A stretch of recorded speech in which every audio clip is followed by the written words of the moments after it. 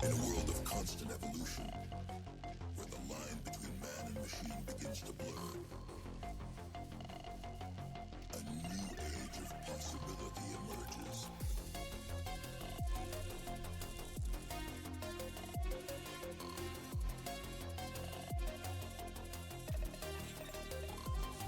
Where humanity is augmented to achieve what was once thought impossible.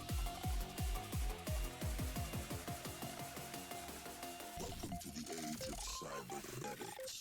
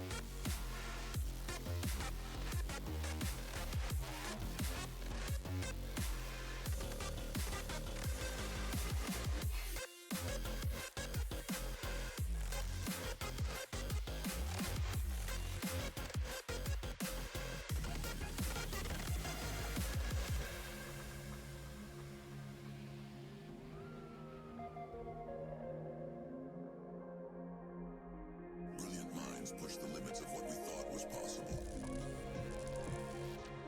pushing the boundaries of human potential. Where technology can enhance us beyond our wildest dreams.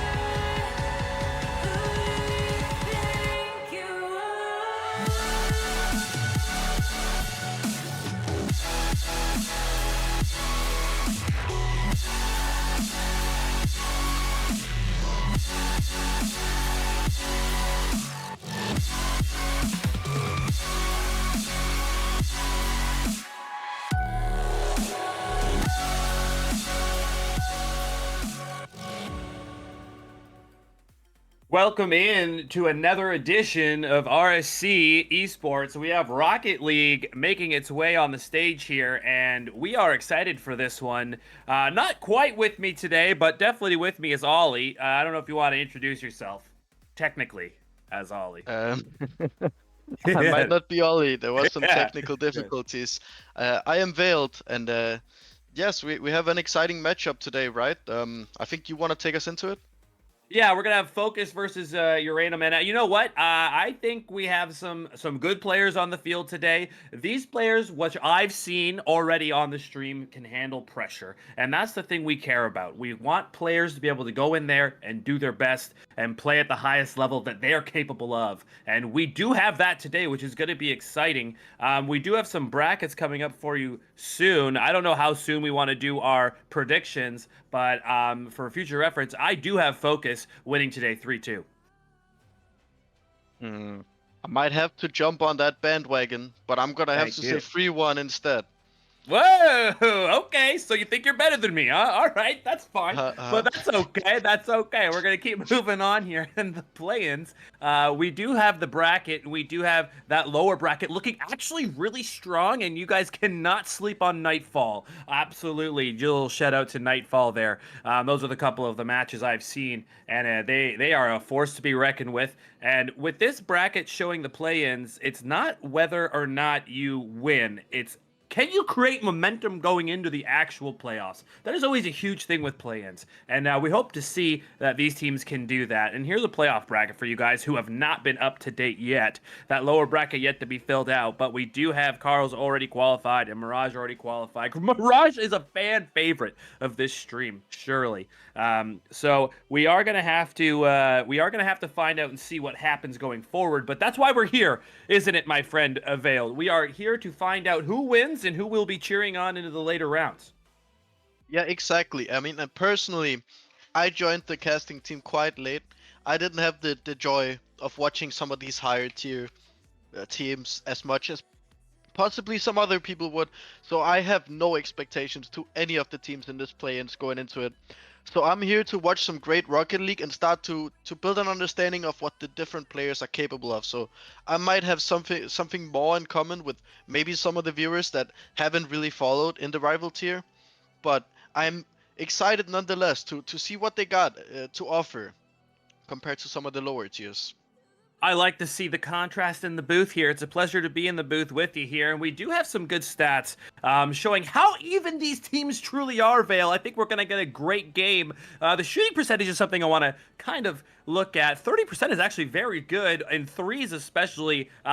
There's just so many saves in threes, right? So it is hard to find the net. You need a second and third, sometimes fourth wave of attack after boost possession to really find a goal, maybe a demo or two, and we will see how physical the game gets today. Both very talented teams, so it's going to be very, very hard for goals to come across today. And I hope I don't have curse of the commentator when I say that. However, is there a player on the squad here that you seem to think might be the difference maker today? Any names you see on stream there? Maybe Stealthy Wolf? Yeah, I was looking at Stealthy Wolf, but the amount of goals compared to the games is quite comparable to some of the other players. But me specifically, I saw Afar on the Aspire roster. He has almost 1 goal per game, and he also has quite a bit of assists as well. So he might be the one to look on the other team. But as you said, Stealthy Wolf, he'll probably be the catalyst for this Uranium side here. I think I actually did have the comfort of casting Uranium early on in this season, but I can't. I think they lost in that one in a 3-2 defeat, but it's gonna be interesting to see them once again. Well, you know what? I think that was beautifully said, and I actually agree with you. Spot on. And I think at this point, the only thing stopping these players from hitting the field is us. I think we got to get these guys ready to go. If we do have the okay, I think we should be getting our predictions ready as well. Everyone in chat has got the predictions going. There's a bit of a hush over the crowd before the countdown. It does seem to me like this might be exactly where we need to be. Is there any other questions from your end? Um, there was. I think we was missing some people, but it looks like they just showed up. I think they did personally destroy. don't really have any questions. I don't know what to expect going in, so I'm just excited to see how this goes and how these teams show up on the day. So without further ado, I think we should just get started. Very exciting, and the hush over the crowd starts to be deafeningly silent as the countdown begins. We have Rocket League starting today. Welcome into your stream. Vale and I, your casters, are excited as Toby gets an early touch on the first ball. We have a Sorry, and we have an ex-Stealthy saying, maybe we continue, maybe we don't. Yeah, it's not- it's just. Sorry to interrupt you there. No, that's okay. What are they? Are we restarting? Are we not restarting? What was the player going there? I am not sure. It looks like they just want to keep going for now. There is no call for a restart, so I'm assuming that we are just playing on here. I mean, both teams were looking to stop the attack and looking to get it going, and no one typed anything. So let's just keep going at this point. Well, it's 1-0 for this Aspire side. What was their name again? Do you remember? I think it was Rise. Am I right? Focus and Uranum is the game I believe we have. Focus. Focus is up 1-0 here. They are the men in blue. And Uranum looking to get back into the series. A weird start for them, we have to admit. But, I mean, it wasn't exactly a great save, pinch on the goal line. It wasn't exactly a difficult thing to load into the map, I say. I don't think we should take any blame for that, you know, Vale. But that's all right. We have a game underway. It's 1-0. And I doubt that one goal, surely I hope that one goal does not burn a hole in their pocket for this series as they continue on. It gets centered. Stealthy Wolfie with a great 50 in the middle. It's going to be back over to the side wall. No boost, but he will have to get a good 50, and he does. And they keep the pressure on in the corner, Vale. This is actually very quick Rocket League, and it looks very organized. Are you impressed with what you see so far? Well, it's definitely something different from the Challenger tier and Prospect tier we had last week. It was more so just about trying to beat the opponent at hand. This looks very organized. It looks like every touch has at least some thought put into it. You couldn't say the same in the Prospect tier. You could maybe say the same to some degree in Challenger, but every touch is just so perfect. I'm not seeing any big mistakes so far, and the teams are actually switching in their aggressiveness, and they have complete control and domination in each other's fields. As we see the Uranum roster just build up an attack, but the focus side, on the other hand, you could say they are so focused. They are building their own attack time and again, and this looks very fruitful as Toby Scott will just tap that one in behind the defender on the Uranum side. And Vale, it just kept building up, and it just felt like there was a goal coming in that 30 seconds. It was absolutely great boost steals on the side walls, and they just had nowhere to go after. As they kept shooting, they started scoring. Afar's got a great chance to score here. It's going to be in. Is this game going to get out of hand? Maybe it's just a weird start to the game. They have never really looked like they've settled in here, Vale. Is that going to be an issue for them? Well, I mean, I saw something similar in the Prospect series, and when you're at this moment where you're 3 goals down in only 2 minutes in the first game, you really need to start finding your groove. You have a very slow start, you need to find out what is going wrong, and you need to identify that issue immediately, because the further you go in this series without getting those problems figured out, the more they're just gonna hurt you, and the more the other side is just gonna abuse the fact that you haven't really settled in. So I think it's gonna be interesting to see how Uranum handles this pressure that they've been put on. And very much so, this could be the chance to show that they actually do deserve their spot in this game as they find their way back in. They find a goal 2 minutes and 20 seconds into this game. And you know, I think you're right. They are looking a bit more, we'll say, comfortable out there on the field than the first minute and a half of the game. They are looking much stronger there, and is this a sign of things to come? That was a great play and great speed shown. They're back in it as far as I'm concerned. The next goal is going to be a very important one, though we might as well say that now. And it's going to be on net. It's going to be saved by Stealthy Wolfie. It's back up to the roof. Not a lot of boost to go get that, but he does get a touch for his teammate. But Animal's going to be on it first. It's going to be a double tap on the backside. It's going to be off. Oh my goodness.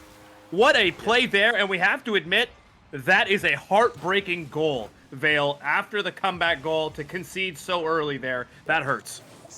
Yeah, it's a bit of an overcommit on the sidewall. You have the first guy going in, and then the second guy, he just forces the issue at hand a bit too much, and it just leaves so much space for the focus side to just make sure that ball goes exactly where it needs in the goal, and it just leaves the last defender so uncomfortable. It's a great play from Focus. It's a bit of a mistake from Uranium, but nonetheless, they're looking to force their own attack at the moment. As a bit of a miss comes through, and this could open some space for Toby Scott to get a really good 50. It will fall to Stealthy Wolf though, who is looking to find 5 pins, who will just give the ball back to the Focus side, but Afar will miss it, so a pass will come infield to Pence, but he wasn't really expecting that though.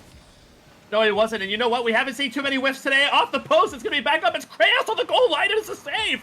Oh my goodness, a save from the top quality of Focus there. And they really did have to focus. I'm sure that's been said before, but brilliantly done. And it is becoming a match for the ages. If we don't include that little mishap in the first opening 2 minutes, this is a very tight game, Vale, and I think we're in for an amazing series.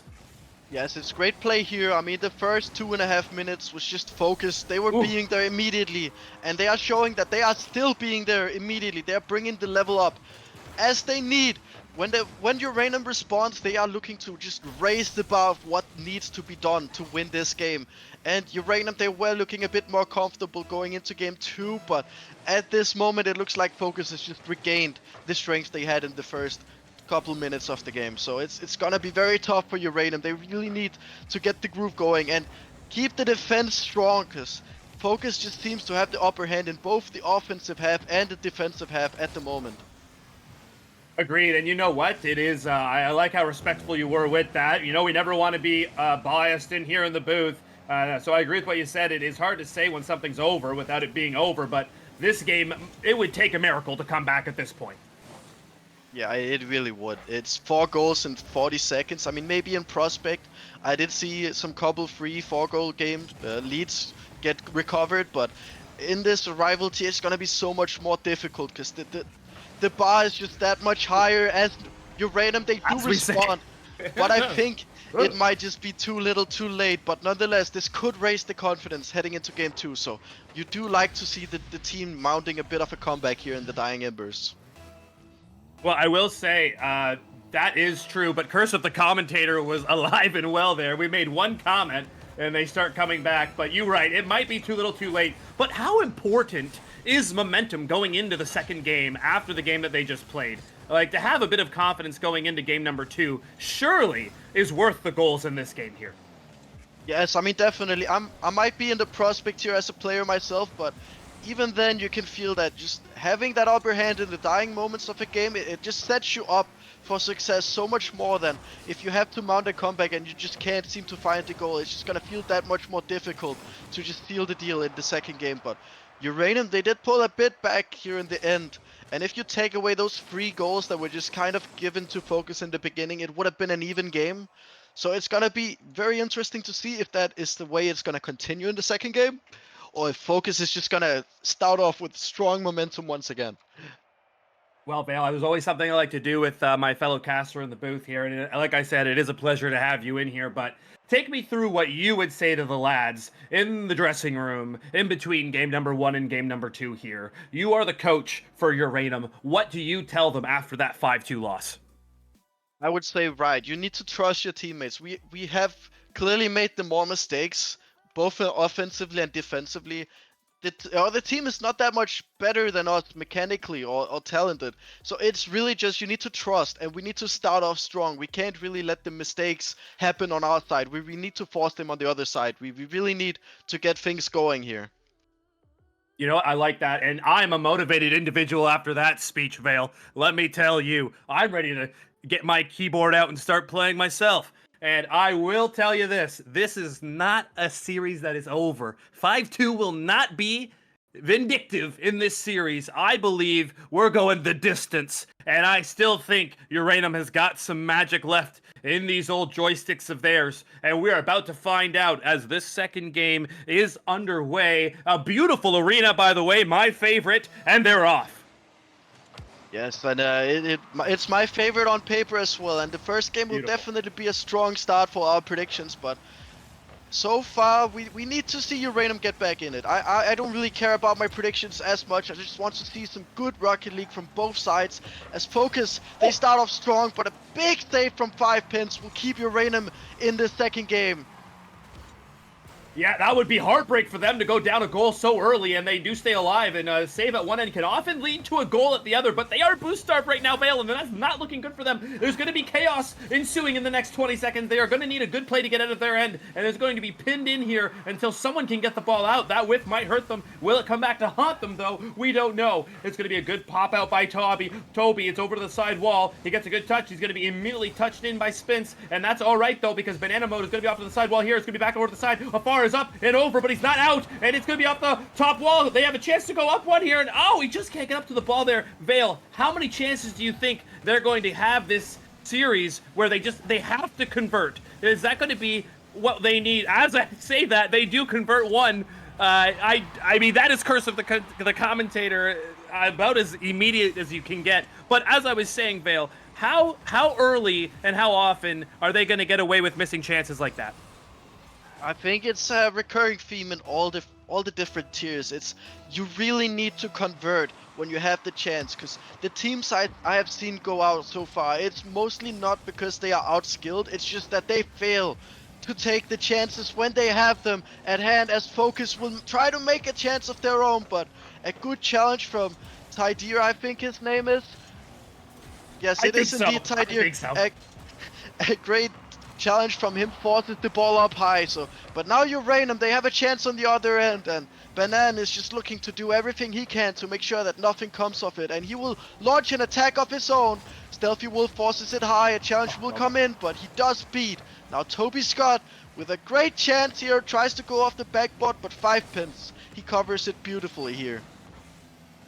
Yeah, he has, and we have to say that the defense is looking strong this time from Uranum. You have to take a little bit of the salt, you will say Stealthy Wolfie is just a one-man show on the back line here. I have to say I'm very impressed with him so far. The other players playing well as well, but Stealthy Wolfie has been absolutely everywhere on that back line. It's really good to see as they are mounting an attack here, but the game is getting stuck a bit in the midfield right now. Both teams kind of jockeying for good possession and position, and that's going to be back into their end, as we have to admit, this is a different looking team than the last game. That double tap is up. It's going to be a no to save. This is a much different looking team than the last game, Vale. We have to admit. Yes, but as you talked about, the failing to convert, I think we just saw that a couple times on both ends. But yeah, this Uranum side, they definitely have woken up more than in that first game. They had the upper hand. They don't really need to convert, but if they fail to do so, now they really have to be strong on the defensive half like they have for the first half of this game. But if they fail to do so, it could very well switch very fast, as Toby Scott will just put it in his own net to help Uranum out. Okay, we have to be honest here. We have to admit he was trying to get that ball up and over. There's not really much where else he can do. Maybe a lack of comms from afar there, who was much nearer than he was far. Maybe could have helped him out with the full boost tank, but here we are. They are, Uranum is up 2-0, and we have a series on our hand, folks. We definitely have a series now. Uranum, they are starting to look a lot stronger. I mean, that was definitely a mistake from the Focus side, but it was a forced one. You could have talked about what he couldn't have done, but in the moment it is so very tough to make those split-second decisions. So I do respect just putting it in the back of your own net and getting maybe that confidence that you do know how to put it in the back of your net. But Toby Scott, he misses on the other end, and now Toby Scott, he will get a chance once more, but Stealthy Wolf does challenge very beautifully here. Yeah, it is true. Open nets are only easy when they're on your own net. That is another missed chance, and is it going to come back to haunt them this game? Probably, possibly. The whole series, I don't know. Going back to being tied 1-1 is exactly where you'd say we could be if you started this series. Most teams would take 1-1 at the beginning. It's going to be a good save from afar, and he is going to have to go make a second play on that ball. He does. He's going to make a third play on that ball. He takes it to the skies. He doesn't have a lot of boost points. He gets over one. He gets the bump. It's going to be off. It's going to be a cancel the goal line. Surely it's in. No, it's not. Somehow it's not in. Vale, how do they keep that out of their net? I have no idea. It's an absolutely magnificent save. Once again from 5 pins. I saw you talk about Stealthy Wolf on the back line, but I do have to mention 5 pins on that goal line. He has been absolutely crucial with the magnificent saves. He has done it at least 2 times at this point, so you do need to give credit where it's due. 5 pins. He has definitely saved Uranum this game. At least if that goal went in, that would have been the difference maker. But they stay in the lead. 2-0 still for Uranum here. This is one of the best matches I've seen. I don't know if it's due to skill or due to the whiffs from focus. You have to admit, they really should have a goal this game, but the saves and goaltending on the other end has been amazing. We can't take anything away from 5pins. I think you're right. I think I maybe did not give him enough credit, as this ball's going to hit the ground. It's going to be over. He made some amazing plays there and stayed in great positions to keep them alive 2-0 in this game, and it's a clean sheet in game number 2. Is this going to be a sign of things to come? I think your halftime speech worked for Uranum, Vale. Yeah, I think they definitely woke up in this second game. They definitely looked less in a slump than in the first game, but you could toss this game up to individual mistakes from both teams. Could your Focus have scored a couple of goals? They definitely could have, but Uranum, they could also definitely have scored some more goals, but it was a strong showing from Uranum getting back in this series early on, so this series is definitely up for grabs, because it has essentially been turned into a best of 3 at this point. Okay, and you know us in the booth here. We have real live time updates from our production team, and this just in, it is not 5pins. Apparently, it is Spence. You know what? Who could have known? Who could have known? We are just mere mortals in the booth. We will continue with that going forward. Our bad. We'll say our bad. But focusing back onto the Rocket League, let's look back at that moment where we have Spence clearing the goal. The ball was up and down the crossbar, up and down on the goal line multiple times, and it gets cleared. How important is that save? It's very important. He actually pinches it off the corner, Yeah. off the framework, and it just bounces out perfectly to when no one can get to it. It was crucial that he got just the right amount of speed on that clear. But as we move into this third game, a big challenge from Tidia actually opens up the goal, but they can't follow up quickly enough. Stealthy Wolf, he does a good challenge, but it will leave him in a unfavorable position to follow up. But he does find the pass into Tidia, but big challenge. And now Toby Scott will launch the attack onto Banana Mode, who can't seem to find the ball in front of the net. And it seems like it's a series that's repeating itself. It's a good build-up play, but the finish is just a bit lacking. Well, it's definitely the hardest part of Rocket League. Everything else is adjustable. The passes, everything else, the saves. Your shots are the one thing that can't be adjusted. Once they release, they have to be on net and they have to be going home. So we will give a benefit of the doubt to these guys. Maybe a bit of nerves. There's a lot up for grabs. Spence gets absolutely decimated, and it's going to be Toby taking a touch off the side wall. He gets a good 50 back into the middle. Spence actually redeems himself, and he gets all the way back into the play. A double tap incoming. No, great defense on the backboard from Afar, and Afar has to take another bump here, and he does. Really well done. Alpha stays with it somehow, but Animo gets another good 50. This field is absolutely being cut up, and there's burn marks everywhere. This is some fast pace of play. Surely something has to give soon here, Vale. Yeah, it's a great plays back and forward, and now Stealthy Wolf, he is looking very awkward. He will pass it on to Toby Scott, but Spence once again with the goal line save. And I just want to go back to when I said the finishes was a bit lacking. It's not to take away from the players, it's just so much pressure, and the difference maker will be those finishes. It's who can seem to ascend above just this mediocrity in the team, or this average place rather would be a better word for it. As Spence, he launches an attack of his own, but Toby Scott, he's positioned beautifully for that.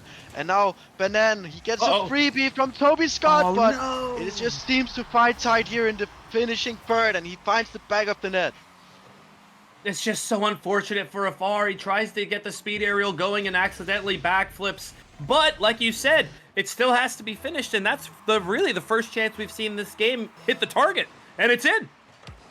Yes, and that's just goes to show like how much it can take you just finding the back of the net. Sometimes you will maybe take a less lacking shot in terms of power, but if it finds the back of the net, sometimes you will be surprised of what shots go in. And at least in the prospect here, you saw a lot of shots that just goes in, and Stealthy Wolf, he finds one of his own. Well, you know what? The counterattack was strong on this play. Look at that. 3 men. 3 players in the offensive zone. 0 defenders. That is not what you want to be seeing in your Rocket League squad right now, and maybe a timeout needs to be called after this next match because they do not look like the first team that was here, but this is a great carry onto the net. It's going to be off the backboard. What a save by Stealthy Wolfie. Oh my goodness. He did not have a lot of room to work with, but he made it work. That's really well done, and they got a huge clear from Spence. That's really well done as well, and we are going to be back into their own end. We'll have to see if they can get some sort of counterattack going here. Maybe a demo. Yep, there's going to be one. It's going to be in. It's going to be off the side. Oh, it's in. Just couldn't get there. Tydeer was so close, but it's into the bottom left corner. We got a 2-1 game, Vale. Yes, and it's crucial from afar here. He sees the ball, he wants to go for it, but he chooses to go for the demo instead, and that just opens up the goal completely to just get that slotted in. And I think we're also seeing a duo on the other side looking absolutely beautiful. Spence and Stealthy Wolf, they're definitely cementing themselves as one of the better defensive duos in this tier, at least in my opinion, from what I'm seeing in this game, or in this series rather. But Afar and I think it was Banan on the other end, they also made a great play. If they can keep that going, they definitely have a way back into this series. I think so too. It looks like they've actually ramped up the speed a little bit, and they are starting to win some 50s and being first to the ball, which is huge in threes. So we're going to see if they can. Afar just going absolutely speed demon right now, up the rim a couple times, all the way back down. They do get countered again. It's going to be out of their own lines. They have to get one past the first man. They just can't. They just can't get out of their own end with possession. Now bumping each other. It seems to me there are bells and whistles going on in the monitor right now. Oh, what a save by Banana Mode off the crossbar. And we have to admit that's a great save, but the pressure is not out here yet. Vale, one reset, not two. They are going to be able to get out. Vale, is this the fastest gameplay we've seen today or what? Whoa! Yes, it's also the only gameplay we have seen today, but Yes, it it is. definitely is fast. We have kicked it up a notch, going from the Challenger playoffs to these rival play-ins. This might be the lowest qualifying tier teams on this side of the bracket, but they are definitely showing why they are in this tier and not in the Challenger tier. That is for certain. As we see a great pass onto Toby Scott, goes for the bump, but Spence, crucial in front of the net once again. Oh! Surely it's in. No, another great save. They even got the bump on the goal line, but the secondary defender came back, recognizing the pressure right away, and they cannot get out of their own end, and they finally do, but they won't have boost. They're going to get penned right back in, and Spence is going to have to get this cleared. He does. Can they finally breathe? Yes, they can. That whiff really hurts Focus. With 25 seconds left, they might rue that whiff. It's going to be in. It's going to be a save by Banana Mode. Oh, both double committing in the corner. It's chaos now. Everyone just says, every man for themselves. Women and children first. Get off the boat. Oh my goodness. And it's going to be half line. 10 seconds left. Vale, take us down these last 10 seconds. Yes, and Uranum, they were forcing the ball back. That could have cost them very dearly, but the defense, it holds strong. And as we see Banan forcing a last second attack, but the ball, it hits the ground before a focused player can find the ball and put it in the back of the net. It's great finish from Focus, really, but they couldn't get the play going. It's a bit too late to look for that finish, but they did pull it back slightly during the middle of this game, but Uranum once again showing us that they did find their footing in this series early on. Yeah, they did, and that last play is so close. But close doesn't truly count here in Rocket League. So we are going to have to go to a game number 3, and I think now Focus might need one of your notorious halftime speeches, Vale, because I almost have to ask you again. You're now down 2-1 after going up 1-0. What do you say to Focus going back in the dressing room? Now you're on the brink of elimination. I think it's definitely a confidence game. You need to make sure that everyone on the team has their confidence going into this 4th game here. There is a lack of confidence. There is also a bit of overcommitting. They seem to not leave a man behind and just send the whole kitchen sink whenever they go for this attack. And while that could work when you get the goals, they haven't been converting on those attacks. And Uranum, they have been converting on those counterattacks straight after. So I think you definitely need to just take a deep breath, get the confidence, and just believe that your teammates are going to make it happen and not throw the kitchen sink every single time. If they do that, I think we will have a very close 4th game here. As Uranum, they launch the first attack, but a miss from Tydeer will lead the ball straight down to Stealthy Wolf, and he finds the back of the net this time. And I think Tydeer is going to be a little bit worse for wear on that one. I think he wants to finish it. and not have that ball have like a second chance opportunity. But you know what? It does fall right to a teammate, and you can't be too mad at what happened there. 1-0, and they are now 4 minutes and 50 seconds away from having a almost half reverse sweep, and the 3-1 is correct, but not exactly the squad. And we're going to be able to find out if Focus has the ability to strangle their own mentals and get back into this game. It's going to be awkward again. Spence is surely scoring here. Nope, it's off the crossbar after a great save. Can anybody finish? No, Afar gets it over to the side boost, and he gets it up and over. He misses that ball on the way out. And Vale, I have to say, this is starting to look like the nerves actually are affecting the players. Wow. Yes. Wow. I would also have to say it's great offensive play from Uranum here. They are just looking to force that ball on the backboard, and twice in a row they did almost the same play, and both times this Focus side was completely fumbled on the goal line. They couldn't get the clear. So I think if you're Focus, you need to make sure you have that backboard covered, because that is definitely Uranum's strong suit right now. And I think the sooner they realize that, the stronger they would have a case on getting back in this game. It is still only 1 goal lead for Uranum. And Focus, they need to get things going here. As Banan, he tries to force the 50. It will fall over to Scott. He will have to do so much. Gets it off the corner. And Stealthy Wolf, a bit awkward. He will offload it to the ceiling. But Afar, he waits patiently. He takes control. He goes up in the air. Gets the reset, but can't get it over Spence. Now Stealthy Wolf, he goes up off the corner. Down to Tidier, but he hesitates for a moment. But that leaves Spence with a lot of work to do. He can't find a touch. And now Uranum, they have to fall back. Not a lot of boost in the tank. Now Focus, you have the counter attack. What can you make happen of this? A lot of boost to work with. Toby, he can't get there fast enough.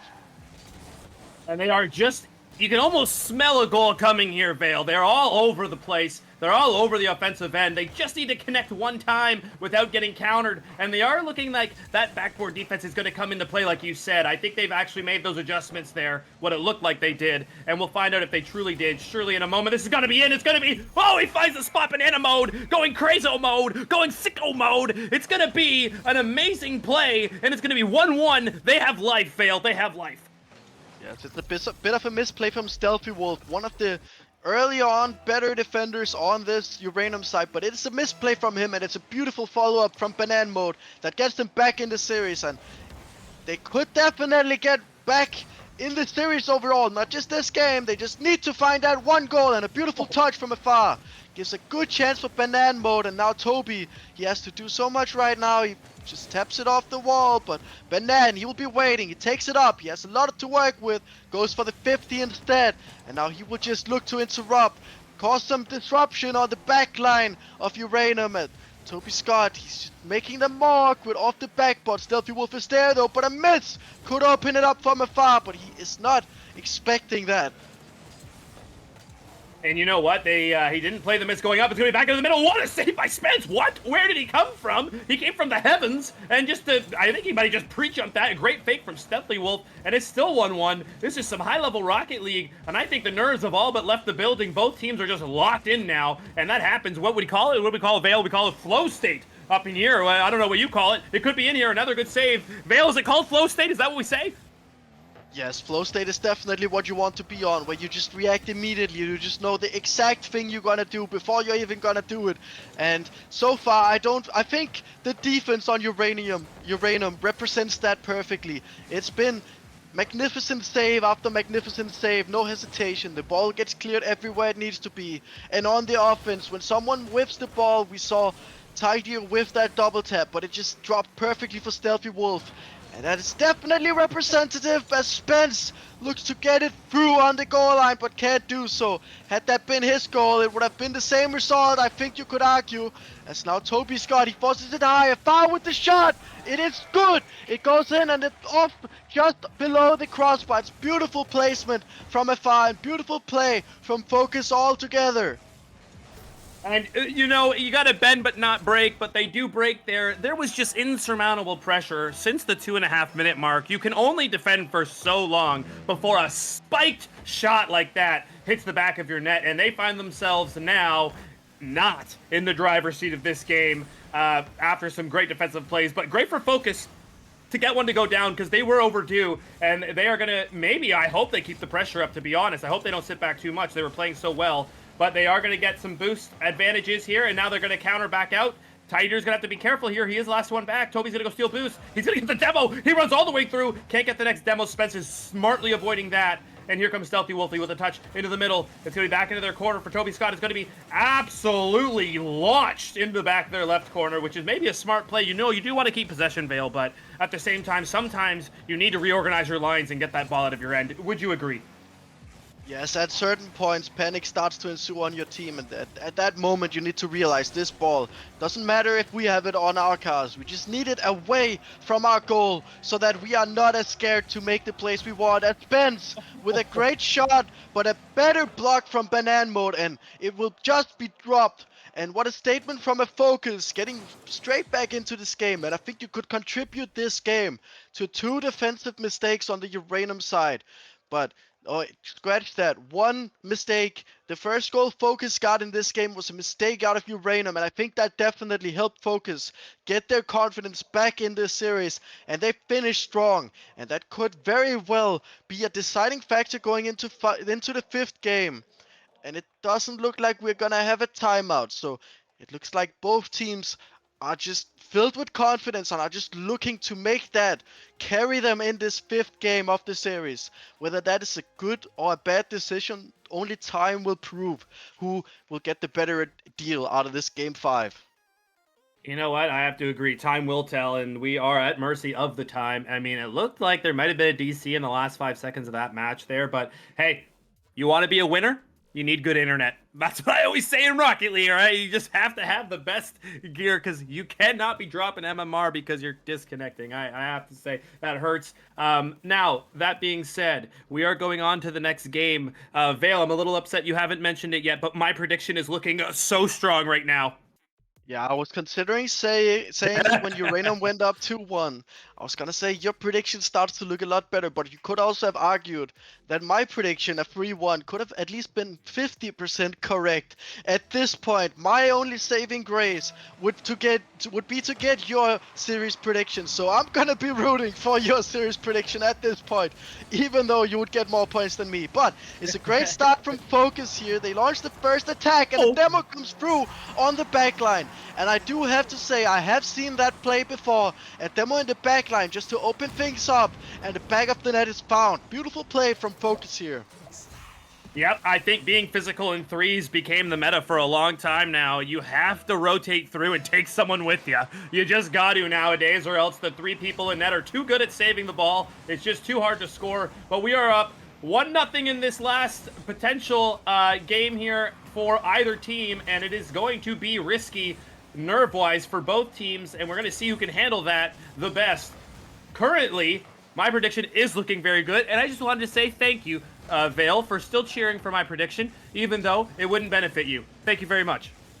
Yes, and I did have a similar moment in the last tier where I had predicted Eclipse to go all the way, and everyone doubted me. They did manage to get it into the grand final, so my prediction, I would argue, if you follow my predictions, you're not half bad, but I have also gone the complete other way in some of the placements. Yeah, but as we see, Uranium looking very strong on the defense. A great shot from Tidy, just wide onto the post, but Spence looking to force that into the midfield. It will be a whiff from afar, but Stealthy Wolf, he makes the clever decision of tracking back. A great flip reset onto the backboard will open things up as Spence goes for the double tap. He gets bumped for his efforts, almost helps him out, but now Uranium has to defend with a little boost. Tidy finds 100, but how much will that help him? Well, it helps him a lot. Bit of a help from Focus helps them all get into position, get their boost up, and a 50 comes through onto the corner. Follow up from Stealthy Wolf. It's a fake. Spence follows it up. Great placement, great play from Uranium to get back into this game. I think we got to look at Stealthy here. I think he fakes that on purpose. I 100% believe the way he stalls out after. He's letting that ball go through him. He's dummying it into the middle for a teammate, for a hopeful teammate, and he finds it. Amazing. We're at 1-1, 3 minutes and 20 seconds left, and I don't care what jersey you wear, what sport you watch, you are not a fan of competitive competition if you are not a fan of these last 3 minutes of Rocket League. This is going to be amazing, Vale. Yes, and I gotta agree with you on the faking it on purpose. He did look like he wanted to go below the ball, and he did so beautifully. It was left perfectly for his teammate. And that could also be a telltale sign that it was left on purpose. Spence, he was following so closely. He was expecting that leave. But Yes. now we see Uranium on the back end. How will they hold up this time? It is tight here to challenge first. It's a good challenge. It will be towards the target, and Spence, he will follow it up. A great demo comes through. Stealthy Wolf, bit of a lacking challenge, but it will leave tight here with the play on hand. Great 50. It will fall to Spence. Just a bit wide, and what can he do in this position? Left to tight here. He will now fall to Stealthy Wolf. He puts it on top of Afar, but he leaves it for Scott. He will look to get another touch. It's over the head of Spence, and now the shot doesn't come through. Banan onto the backboard here. Stealthy Wolf will be waiting, and the clear is good. Now Afar, the touch is towards Banan mode, but it will fall to Spence up in the midfield. But no follow-up just as of yet. Stealthy Wolf, a shot on target. Great save from Banan mode, though. Yeah, that was a great save. That one had me chuckling a bit just with how much he had to fight the car and get back towards the close post as they pitch another one out. This one's going to be pitched back in the net. Oh, my goodness. Was that pinch to bottom left corner. Can we take another look at this, Vale? Pinch. It's a team pinch. Pinch. Was that a pinch? I don't think it was a pinch, but it did fake the defender out. I think it wasn't a pinch. I think it was just a clean shot. But it does fake out the defender nonetheless. It doesn't get the height that he expected it to have. It's a beautiful play, even though the pinch didn't come through. Now the offense on Uranium, but it will be shut down by Banan before it can even get started. Now Afar, he fakes out one, goes over the second, goes for the bump, but he can't get it. Spence holding the line once again. A beautiful defensive showing from him this time around. Yeah, it is, and they are going to throw everything at it here. We are in for a great final minute. My prediction on the line. Focus of season also on the line. We're going to find out who can come through here. Afar gets the ball first here. Is there a demo on the other side? No, it's not. He just missed it. He's going to be back over to the 5. Oh, no, Stealthy Wolf could finish, and he just can't get the demo on. Who was that at the back? I believe it was Toby Scott, and that's a great play for him to stay alive. There's a minute left, and so are they. Here they go. This could be it. It's back up the side wall. Oh, he gets round one. That boost old spawn. They have numbers. It could be. Oh, but Animo just cannot finish that. Vale, they are trying. They are just missing a couple of chances here that could be dropping. And is that going to be the story of this match? Oh, that surely could be it. Bang! No! Another save. Spence is everywhere. I think you were right about Spence, Vale. He is the knight in shining armor. And it's in. Toby Scott finds it after all this effort. You put it beautifully. They are trying everything. And Banan, he places it beautifully. And that pass has been done the last 30 seconds. They did it 3 times. This is the one that makes it count. We might have overtime. We have 30 seconds left. Which team will come out on top? Nothing like some good old overtime in game number 5 to really get the hearts going. But they have to make it that far first. 20 seconds left. Here comes Toby Scott to seal the deal. A great backboard defense by Tigear. And that could have been the game. Oh, and they get to the ball first here. Maybe a bit of a miscommunication on the back line. Hope that doesn't come to haunt them. Spence gets over the first bump. And he gets actually touched down. He has 10 seconds left here. He gets it past one. Toby has to make a save here. He does make it backwards. No touch there. It's going up the wall. He's got a full pocket of boost. Can he find Tigear in the middle? Tigear goes up, and it's saved. Spence is going to hit the ground. We're going to overtime, Vale. We are going to overtime. Yeah, and I think this is definitely the end to the series that we all deserve. I, for one, am a great fan of great Rocket League, and this right here is definitely that. As the pass from Stealthy Wolf, the shot on target, no, it's just over the line, it's just hit the crossbar. Afar will launch the first attack of Focus here in the overtime, but it does look like Stealthy Wolf has things under control. But Afar, once again, he forces it into the midfield, across the goal, but Spence once again holds strong on the goal line. Oh, that could be in the top corner. It's just saved by Banana Mode. And how good has Spence been at dodging the demo and making the save? I'm absolutely impressed. If Spence got the overtime goal, I wouldn't even be bad about my prediction. I'll be honest. He's just done so well there. And here they come down. One whiff. Will they be able to get the 50? They do it straight up, straight down in front of the goal here. No one has boost to go. Toby's going to try and make the touch. And here comes Banana Mode getting out of there. No one else has boost. Far's going to get the quarter boost. Banana Mode's going to take control. No, he leaves it for Far. Oh, they have miscommunication. Oh, my goodness. If it ended like that, it would have been heartbreak for both teams, I would imagine. And Stealthy Wolf has a chance to double it. It's going to be saved by Banana Mode. Vale, this is fast-paced Rocket League. It's hard to almost keep up. Yes, and every player on the pitch right now fighting for their life, and their life is on the line. Whoever loses this will be out of the play-ins, and the team that wins this will have to go straight into another series that I, for one, will be casting. So I am very much looking forward to seeing which team comes out on top and what to look out for. But we do have this Game 5 first, and Toby Scott will test the midfield. He will look for a challenge. At 50, it goes to his favor. Banan Mode follows it up, and it falls to Afar, who launches it into the midfield, but no focus player will be waiting. They are both on 0 boost. Toby Scott, he finds some boost, but the touch is a bit awkward for his teammates. Stealthy Wolf pops it up, but Afar, he will be waiting. Over Spence, the one man that could save them time and again, but the demo comes through to save them from their downfall in this dying moment. Yeah, it's weird to see the clock just keep counting up, not counting down anymore, but we are counting down technically to a final and sealing goal. We got to start getting some Curse of the Commentator in here, or we're going to be here all day. We're going to miss your next match. But who do you think's got the overtime goal here? Who do you think's going to score?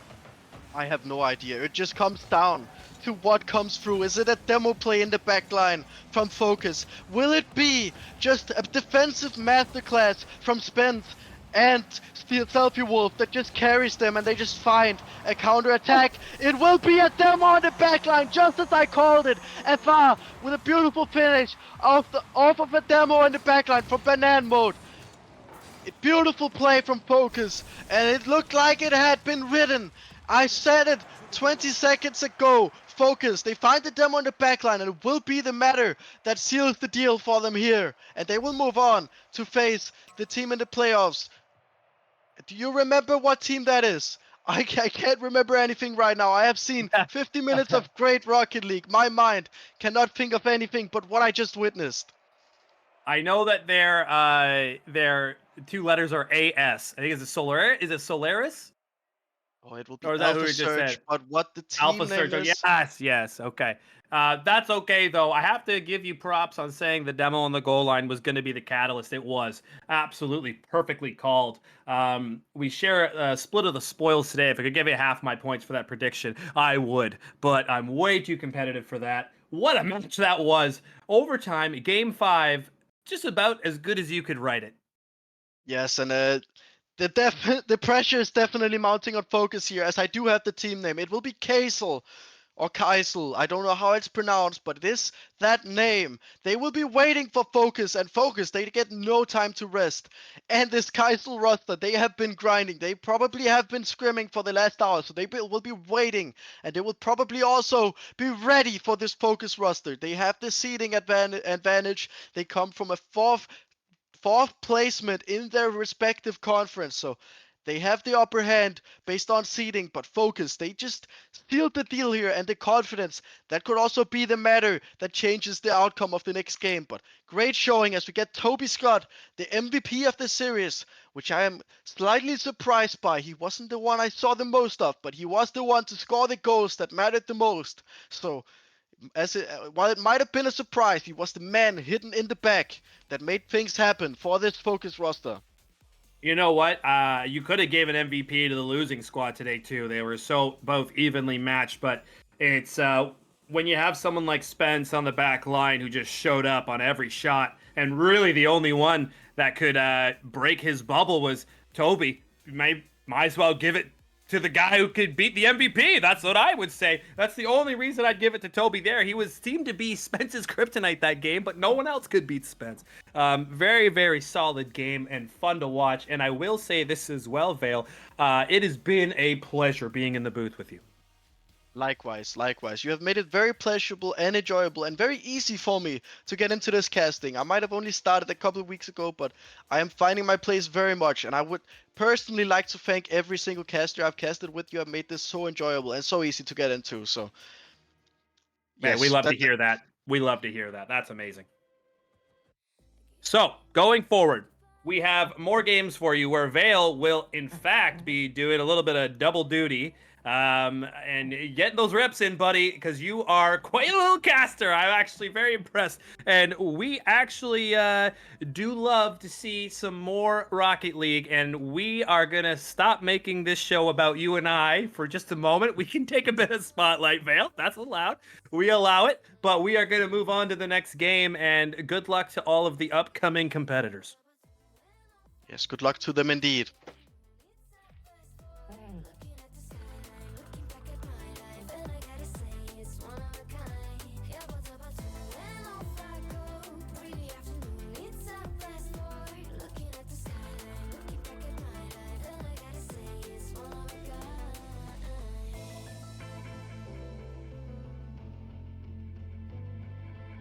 It's been a while since I ran into you on a street. I wonder if you moved. Hope everything is going amazing for you. And you're not feeling blue. I feel the rain pour down my face, but that's alright. I smile at people passing by.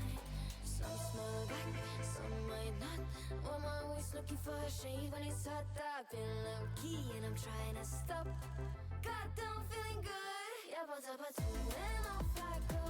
Really afternoon, it's a best boy. Looking at the skyline, looking back at my life, and I gotta say it's one of a kind. Yeah, but when off I go. Really afternoon, it's a best boy. Looking at the skyline, looking back at my life, and I gotta say it's one of a kind.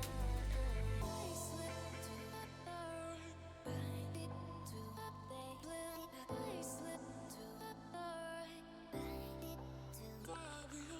I slipped to the right, bit to the blue. I slipped to the right. God, I'm feeling good. Yeah, but when off I go. Really afternoon, it's a best boy. Looking at the skyline, looking back at my life, and I gotta say it's one of a kind. Yeah, but when off I go. Really afternoon, it's a best boy. Looking at the skyline, looking back at my life, and I gotta say it's one of a kind.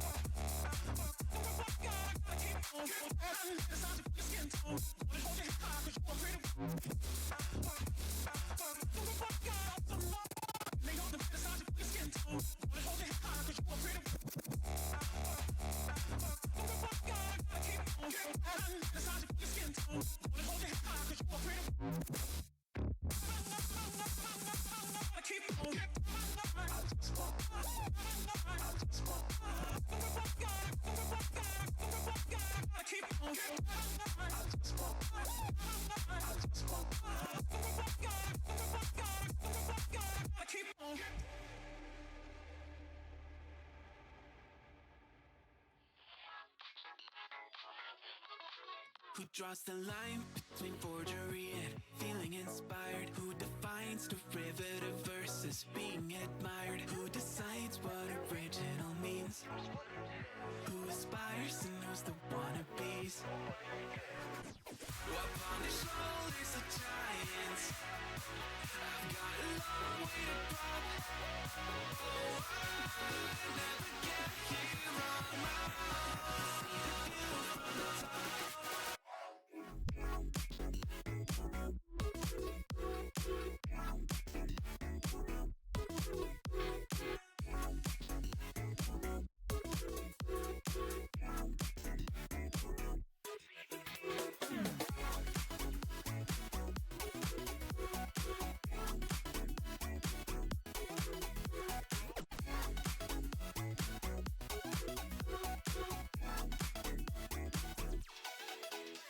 If everything's a remix of everything that has been, then let me just go back to my laptop, take a pen on track that I could stop. Maybe you'll hear Skrillex, some Netica, and some Imogen. Talk wacko, but I'm trying to get back, it just seems fair. Who draws the line between innovation and tried and true?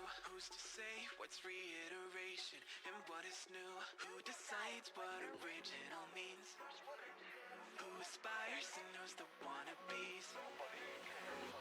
Upon the shoulders of giants, I've got a long way to drop. Oh, I never get here on my own. See the view from the top.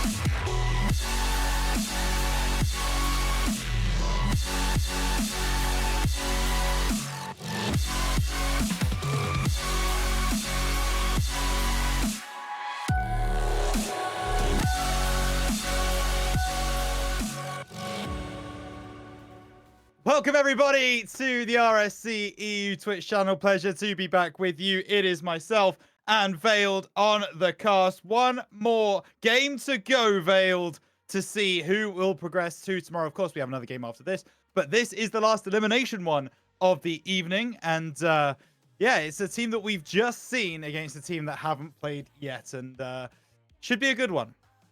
Yes, it definitely should. I mean, we did see Focus struggling a bit in the middle of that series we just saw, but they brought it back together and they definitely made a run for their money in that series. But we do have the play-in bracket here, and we will be looking at the top one of the lower bracket here. Sorry, I'm a bit stumbling a bit on my words, but we do have the top of the lower bracket here, as we see Focus facing Kaisel, and later on I do believe we have Streak versus Atmos. Am I correct here, Rhino? Later, that is absolutely the game. Yes, that will be coming up in just about an hour's time. Streak versus Atmos to see who goes through into that upper bracket. But for now, it is that lower bracket game. It is Alpha Surge Kaisel taking on Aspire Focus. And this game is going to go down to the wire. Aspire coming through. No one predicted Focus to get through that first game, by the way. I can pretty much guarantee you of that. Maybe someone in the first game did, but certainly when we were talking about the RS cast predictions, no one did. 6th place coming through to face a 4th place team who, it's fair to say, they didn't have the best season. There is scope for them to be taken out here if Aspire can maintain their good form. Yeah, and they have done it once before. In the first game week of RC, they did beat them in a game 5, so that could come up to grabs again today, but in the second round, Kaisel did beat them in a sweep, so it is very much up to how the players are performing on the pitch today. And I will say, having just watched Focus, they are a team to beat right now. They are looking very strong, but it's all up to how Kaisel comes out in this series, as we do have some player statistics on the board. As I mentioned in the last series, we do on the Focus side have Afar, who has a great scoring record, and he does have some great teammates in Toby and Banan Mode who will be helping with the supply. On the Kaisel side, we do have Conflict, who I believe is the general manager himself. He is joined alongside Mux and Combat and Arvelia, who I do believe is their sub. So it's probably going to be Combat, Mux, and Conflict, who are also looking very even in numbers. Combat being the one that goes ahead. And do you see anything striking out? Right. Yeah, no. The only person who I'm looking at 2 people here on the Alpha Surge side. Conflict, of course, being the GM. He's going to want to pull this through for Alpha Surge. But you've also got to talk about Mox, a man who's very successful on LAN recently. Certainly in the grand final of Landemonium. I do apologize. I believe he did win that grand final as well. I could be wrong with that one, though. My memory of that day is a little bit foggy, considering just how much Red Bull I consumed. However, this is the game that's going to really put Aspire Focus to the test. They're going to be tested by this Alpha Surge roster who know each other very well. And but it's fair to say they haven't exactly had the best end to the season. You know, they got a win and a loss in week 9, a win and a loss in week 8. They've been going pretty much 50-50. And that Veiled really gives Aspire Focus as good a chance as any. Yes, and they will also be feeling very confident after that Game 5 victory. So it's very much up for grabs for Focus. It's just about how they come out swinging. Can they start off as strong as they did against the Uranum? My bad. Against Uranum. They looked very strong in that first game, scoring 3 goals in, I believe, in a minute. So it's all up to how do they get that chemistry going immediately, and how fast can they figure out Kaisel. And on the Kaisel side, it's about, do you know how to handle this team, and do you know how to handle this pressure? Having missed out on that first round in the play-ins, that might be crucial, because we have seen a lot of teams this season going out after not having the first round, at least in the playoffs. Yeah, for sure. So we've got to have a look at our predictions, Veiled. We want to get this game underway as soon as possible. Who are you taking in this one? I say Focus in 5. We just saw them go to game 5, and I believe if they can get there, they will take it over the edge. So that will be my prediction. I think I agree with you. I understand where you're coming from. I think if this game does go long, I think there's a chance that Alpha Surge Kaiser are going to get inside their own heads. So I personally am also backing Focus there. You can see it for a 3-2 victory. And that has absolutely nothing to do with the RS cast predictions and the other guys getting ahead of me if Alpha Surge do win this game. Absolutely not. Please do not have a look at that thing. But there you go. Those are our predictions. And we are about ready to get into the lobby. So, final elimination match of the evening. Alpha Surge Kaisel, their first time in the lobby tonight, taking on Aspire Focus. We're waiting on one more person to join the lobbies. 3 versus 3. 6 people in the server. Kickoff starts right now. Yes, and it will come down to the kickoff immediately. It will fall beneficial to Focus. No, sorry, that will be Kaisel. The colors got changed since the last series. I might be a bit confused, but Conflict will launch into combat. He can't find a target, I don't think, and Banana Mode, he will be there. Now looking to get a challenge. Combat will help them out a little bit, as Banana Mode on 0 boost, make things happen afar. He launches it high in the sky, but he can't follow it. The boost just runs out. Yeah, now it's going to be a chance for Toby, but no, Combat saves away. Banan going to keep the pressure on. Ball into a far, dealt with by Conflict. 2v1 opportunity for Alpha Surge Kaisel as they move through. Toby's read that one all the way, though. Banan gets caught up on the sidewall for the Focus side, and now a far into Toby. Laser shot! Top left-hand corner. Pick that one out. Aspire Focus take the lead. Yes, this is a beautiful team play here coming out from Focus, which is something I did seem to find a bit lacking in the last series. So them getting it off the rip is very strong, and I do want to call out a certain someone in the comments that did say we didn't know ball. Well, this might change things up, as now they have the possession in the defensive half once again, but Conflict, he will be waiting for that chance. He strikes it up in the sky, marks to follow up, will be on target, but it's not fast enough. Afar trying to get it over the man himself, but can't. Toby Scott to Afar, chooses to leave it. But now the boom comes right back at them, and the defense has to be strong, and it is. Great stuff from Toby here. Yeah, and there's a chance for Afar. Just drops the ball down, but Banan going for boost instead. Now the ball into the middle. Conflict does get it, but actually he doesn't get the touch he was looking for. Banan puts it forwards. There's no third man. Aspire running back towards their own net. Oh, so close to an own goal from Toby. It just hits the post, and the most relieved man in the entire server will be Toby Scott. Makes a save there. Afar brings it away. It's not on target. Aspire Focus survive their own undoing. Yes, and when you don't have that third man, you just turn the post into your third man. Good stuff from Afar. He manages to turn an unsalvageable situation into a very manageable one. And now Banana Mode, he's looking to take very much advantage of Conflict being low boost on the back end, but it is the entire Kaisel squad with no boost. No. The finish is not on target though, and now Kaisel will be the ones to survive the assault. Yeah, for the moment though, out of the corner, Combat picks up the 100. Afar deals with it, and a nice second touch as well to alleviate the pressure on Focus. Ball into the middle. Toby's got off the backboard. Might be a chance for Banan. Does get there first, but Conflict stops him from getting any further. Wanted the pinch, didn't find it. Team pinch on the back lines for Aspire Focus as they move down the left side. Conflict takes it past Afar. Will bring it through again. Banan, big interception in the midfield. And now he's 1v1 with Combat. Tries to flick it over the top. That's not dealt with. Toby at the back post. And it's going to be the lead doubled for Aspire Focus. 2-0. Yes, and it's a beautiful one from Toby once again. 2 goals for the man already, and it comes this time off of a mistake from, I believe it was Mox on the back line, but it was a beautiful play nonetheless, and Toby Scott, he picks it up right where he left it in the beginning of this game, and we are actually seeing a replication of what happened in the last series. His Focus starting out really strong, but this time it will be very important that they keep it going into game 2. But this game, it's not done yet. We do have 2 minutes on the board left to play, and it will be Mox challenging it in the midfield. Combat, he reads it wrong, and now Banana Mode, he has so much space to work with. It will be an easy goal for him in the end. I just don't understand this decision making in the back line. Banan picks it up in the middle. Conflict and Mox have been scattered to the winds. They then desperately try and recover, diving across the goal. But Banan has the 50.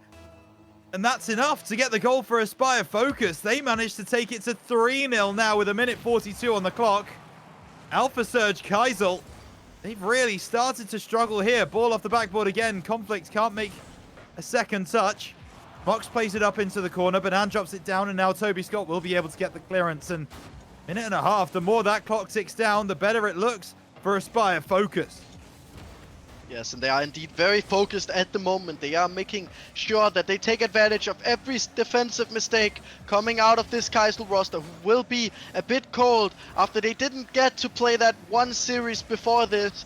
But Focus showing how important being in form going into the series it definitely is. And now Banan Mode just picking up the slack from the backboard. He pinches it towards Conflict, and the bump comes through, and Toby Scott trying to do it once again.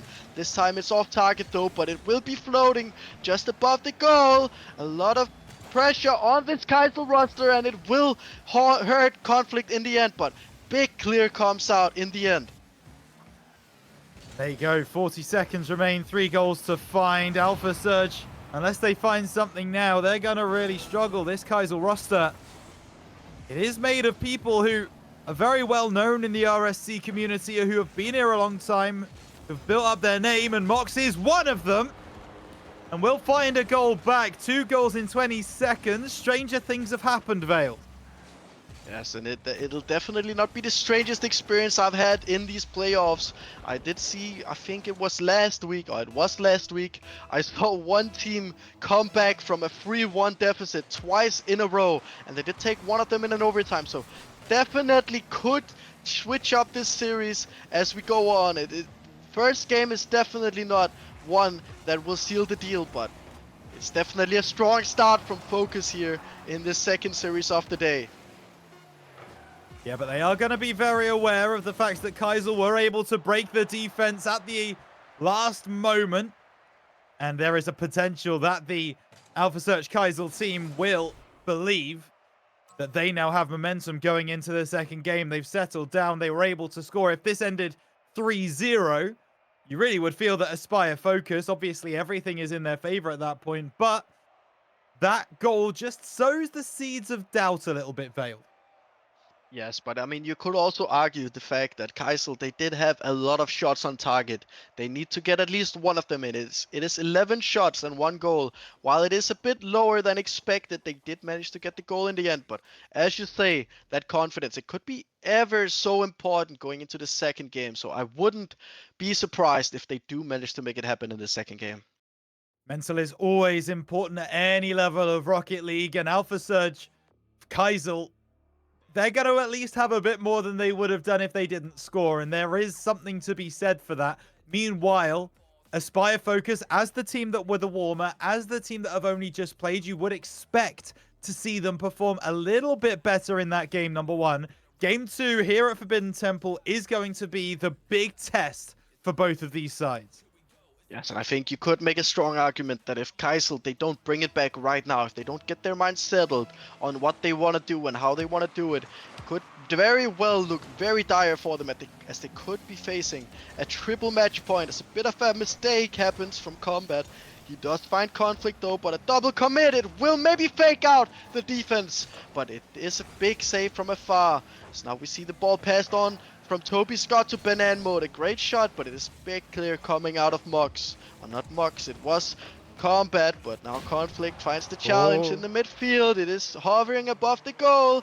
Banan Mode with the flip reset leaves us for Combat, and now Toby Scott, I think it will be a big clear. Might be on. Conflict saves it though. Sometimes you got to take those shots. You got to test the back line. I mean, Alpha Surge Kaisel, they pushed up far.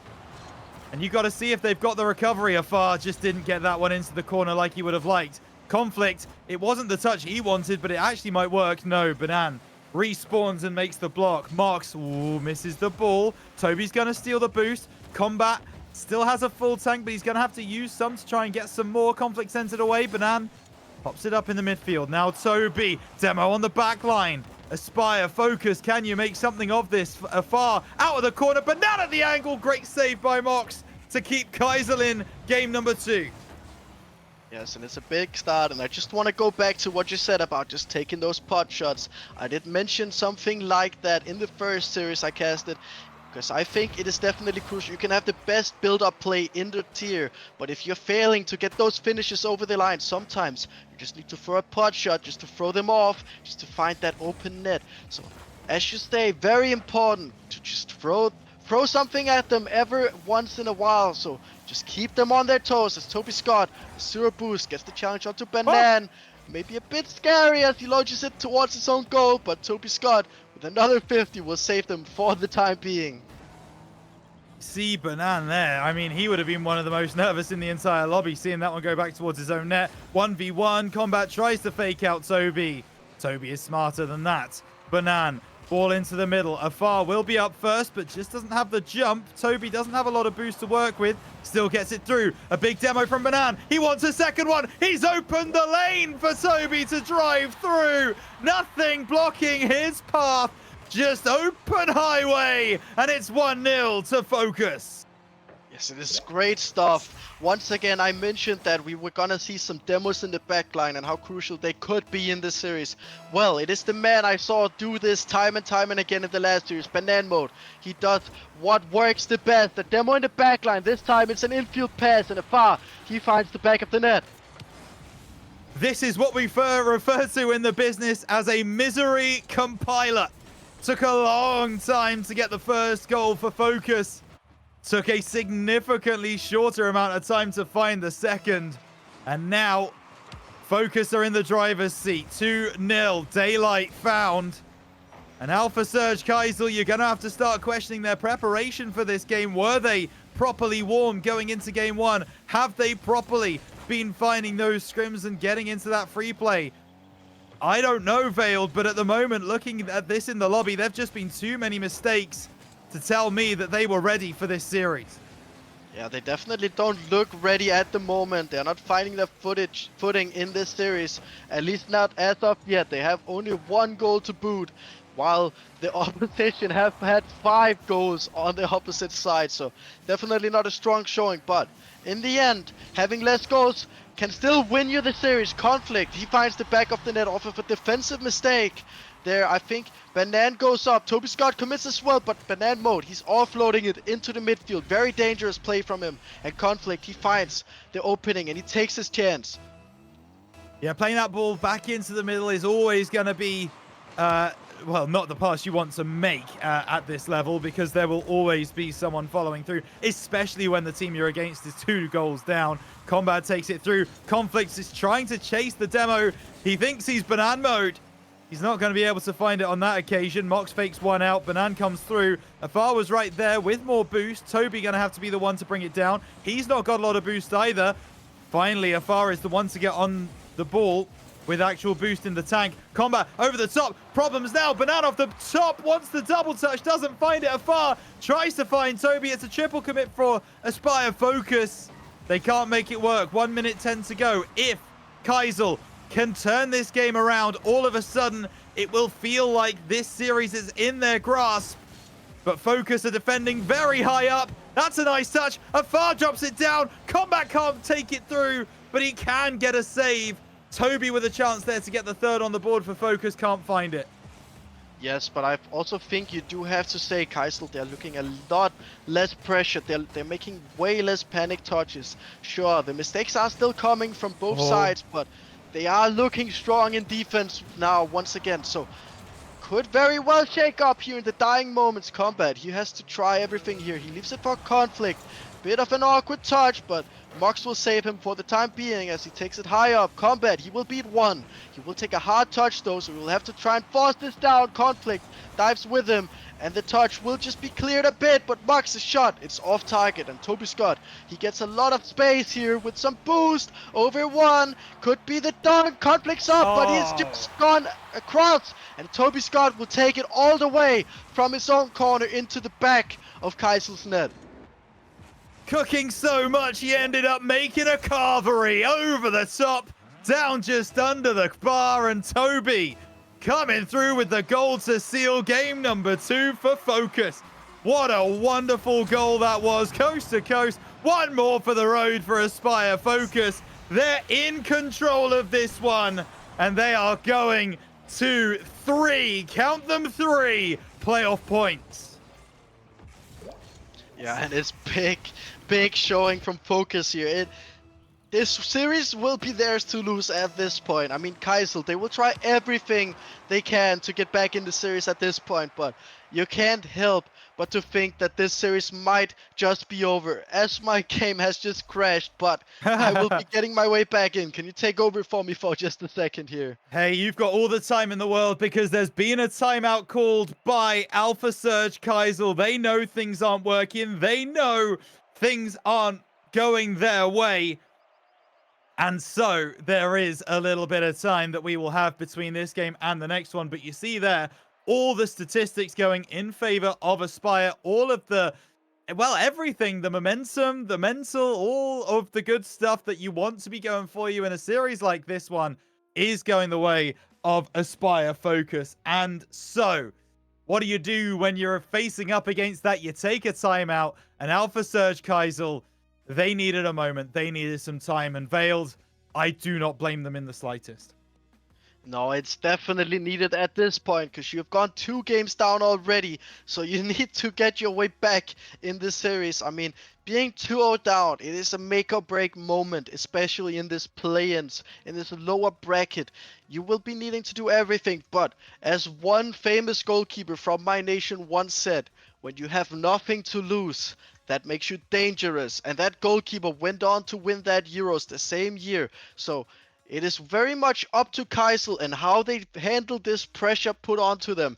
Can they come back, or will they fall to the pressure? Only time will tell at this point. Time will tell, and it's time that they have got, of course, with that timeout being taken.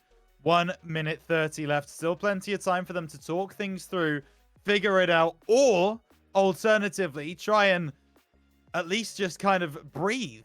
You know, you'll have been going against each other a lot of that game, trying to figure out what isn't working. In comms, it can get quite chaotic.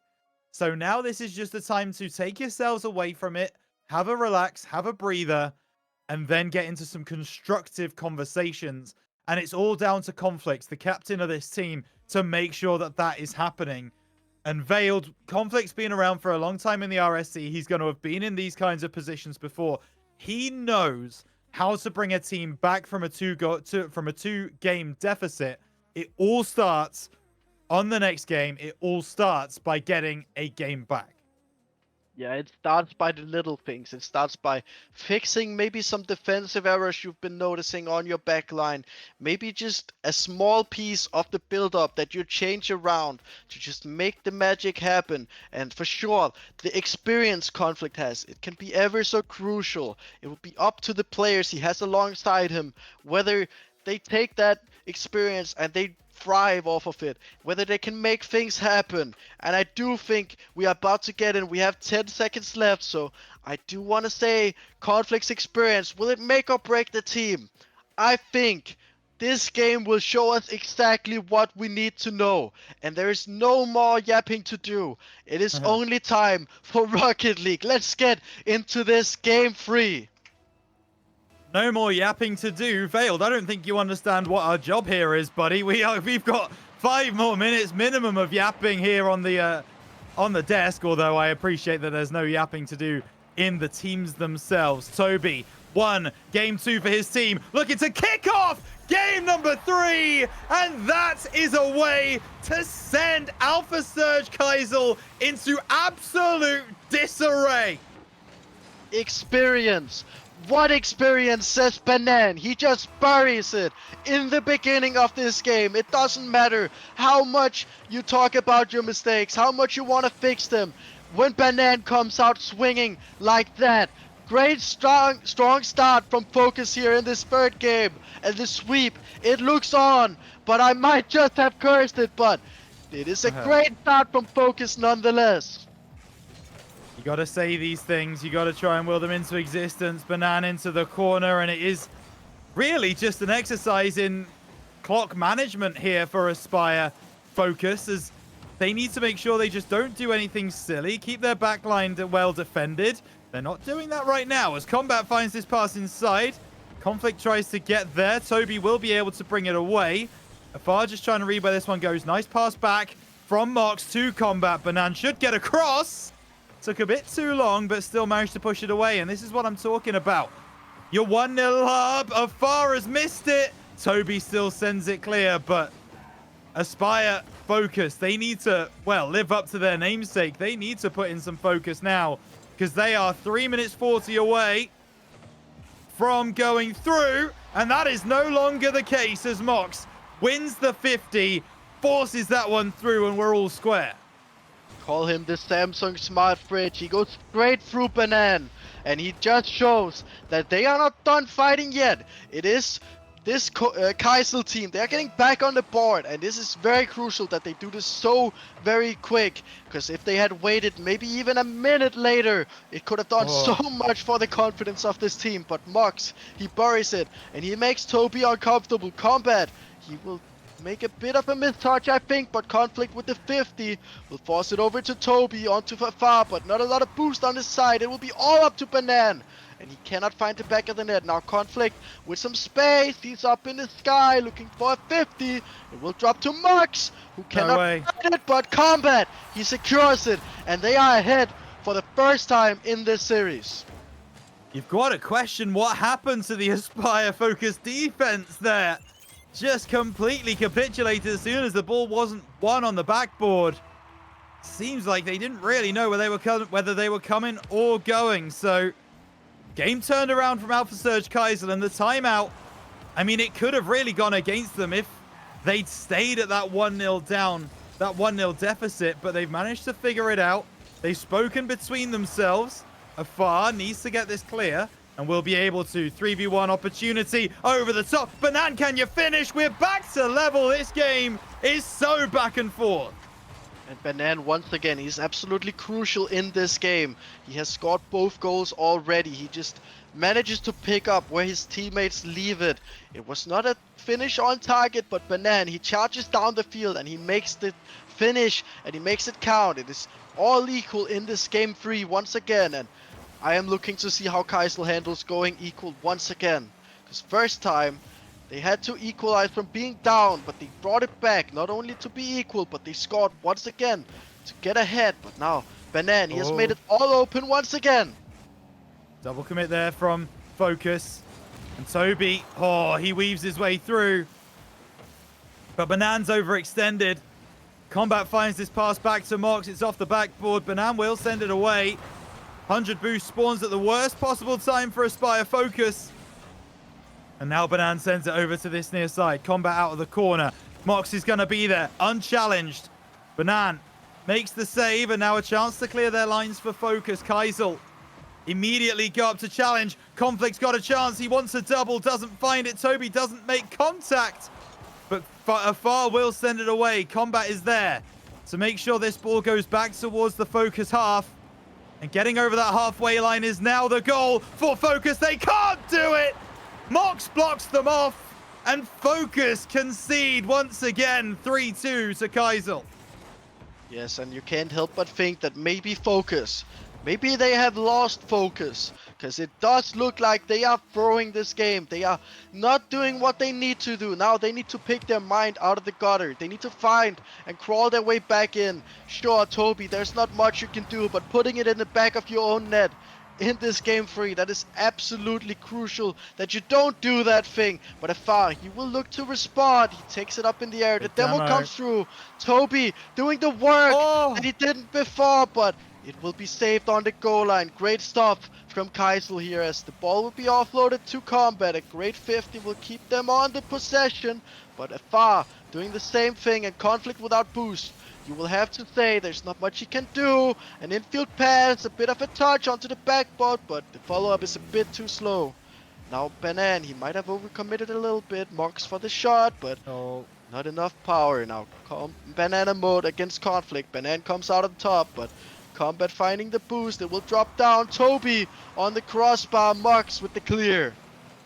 The communication starting to fall apart for Focus. They'll need to find it for at least a game in the remainder of this series. Afar off the ceiling, pinches through. Banan wants the redirect. It's off the backboard. Nothing doing. Combat sends it away. 30 seconds remain. A goal here for Kaisel would surely see this game out. Conflict up in the corner.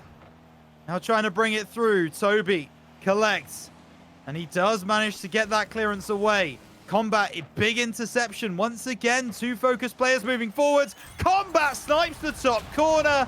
We're going to at least a game 4.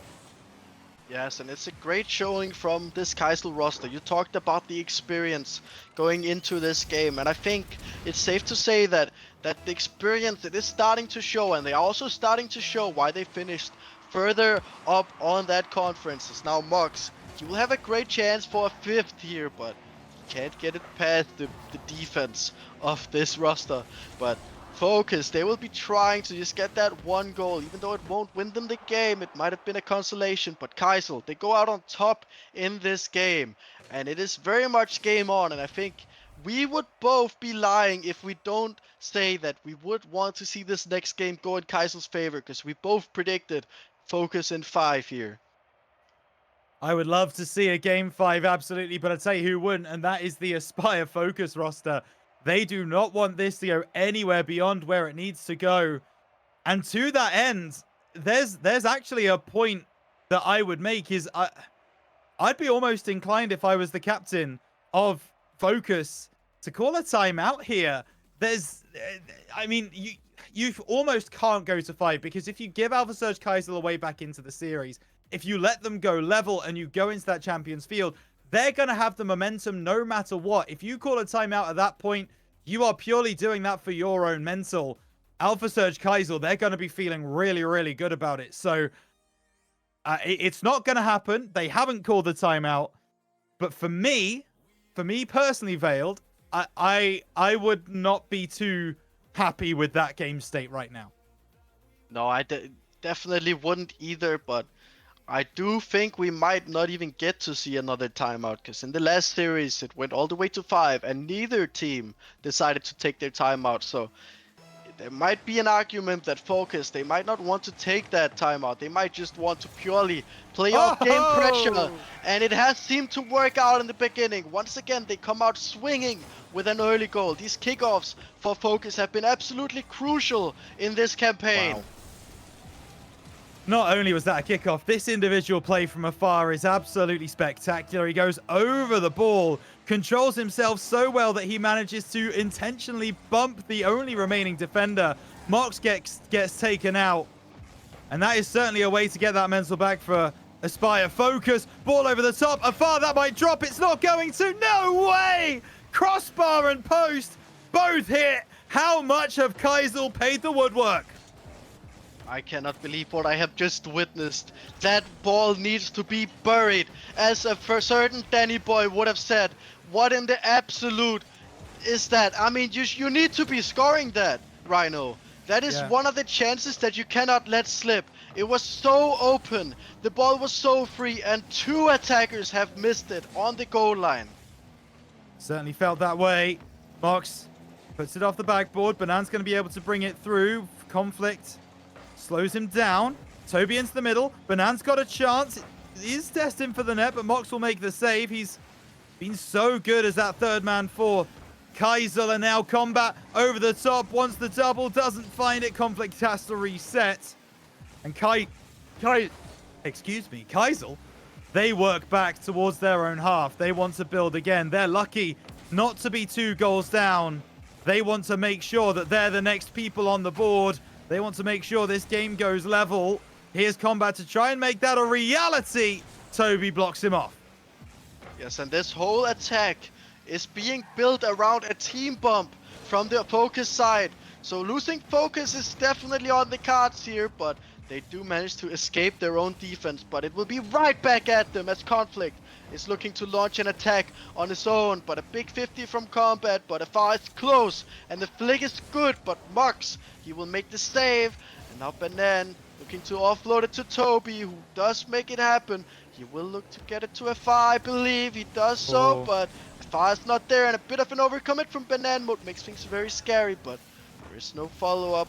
as of yet, and now Afar gets demoed for his troubles. Conflict goes over the top, it will drop back to him, but Toby, he will be there, and now Afar leaves it for Banan, but you do have to say that the overcommits, the double commits on this focus side, they are showing more and more in these Yeah. plays. That's the point that I was going to make, is it's just a few too many times I'm seeing all three focus players in the opponent's half. Might work out for them here. Demo from Toby, double demo from Toby. As Afar tries to bring this one through out of the corner. He's not going to be able to recover. Banan at the angle, doesn't find it. Mox with the clearance. Toby back in, off the backboard. Conflicts collects. With just over 2 minutes remaining. Focus. Oh, hang on. Conflict has a chance here. Tells Toby to get on the weights, but Banan gets back in time. Mox with the shot. Mox with the goal to bring it back level. Calamitous defending from Focus. And Kaisel finds something from nothing. Yes, and once again we're seeing Focus coming out swinging, but then that pressure immediately switches once that goal gets scored. This Kaisel roster, it seems like they are working the best when they are under pressure. They couldn't perform in game 1. As a matter of fact, they got absolutely destroyed. In that second game, they couldn't really seem to get their foot in. And this time, they are making it count when it matters. They are really looking to get into a game 5. They are not looking to go out just yet. Mox, a big score from the man. And I hate to say we told you so, but we told you so. Aspire, Focus. The mistakes just continue to creep in. That's it's an egregious double commit. The communication not working out for them. Maybe they did need that timeout between games 3 and 4 just to recalibrate, just to get back on the same page. But not only that, to put Kaisel on ice. They didn't do that. And now, Kaisel, they are 2-1 up, maybe 3. Combat over the top. Conflict will be given a chance. Afar pushes it away, and the clearance comes through. Banan takes a shot. Mox will be there to make the save. And you have to say, Kaisel's rotations, they've been so significantly better in games 3 and 4 than they were in games 1 and 2. Yes, but you do also have to say, Focus, they are starting to wake up once again. I mean, they are switching things up. It's not just the infield passes, but also the pot shots. They are keeping it very dangerous, and they're keeping Kaisel on their toes. But all Kaisel needs to do at this very moment is just walk it home. Secure that game 5, so then you can get back into thinking what you need to do to just bring this whole series home. But this roster, this Focus team, they're not done just yet. They're looking to make Mox uncomfortable on the backboard. Does so. Toby off the backboard. Can't secure the deal, though. Very close from Toby, but not going to happen. Banan can't beat Combat. That one might drop in as well. Toby had to make the save. Ball out of the corner. It's Kaisel on the attack, but Mox has pushed forwards as third man. Afar hasn't put that towards net, so Conflicts can go and get some boost. And it's a great clearance by Combat. Toby just had to shield that one. Make sure that he didn't challenge too early. Ball remains up. Afar will try and send it away. Conflicts right there on the scene. They continue playing those 50s. They will win this game. Banan pushes it over to the side. Toby in the corner. That surely will do it. No, Mox keeps the ball alive. Banan on the backboard. And Aspire Focus.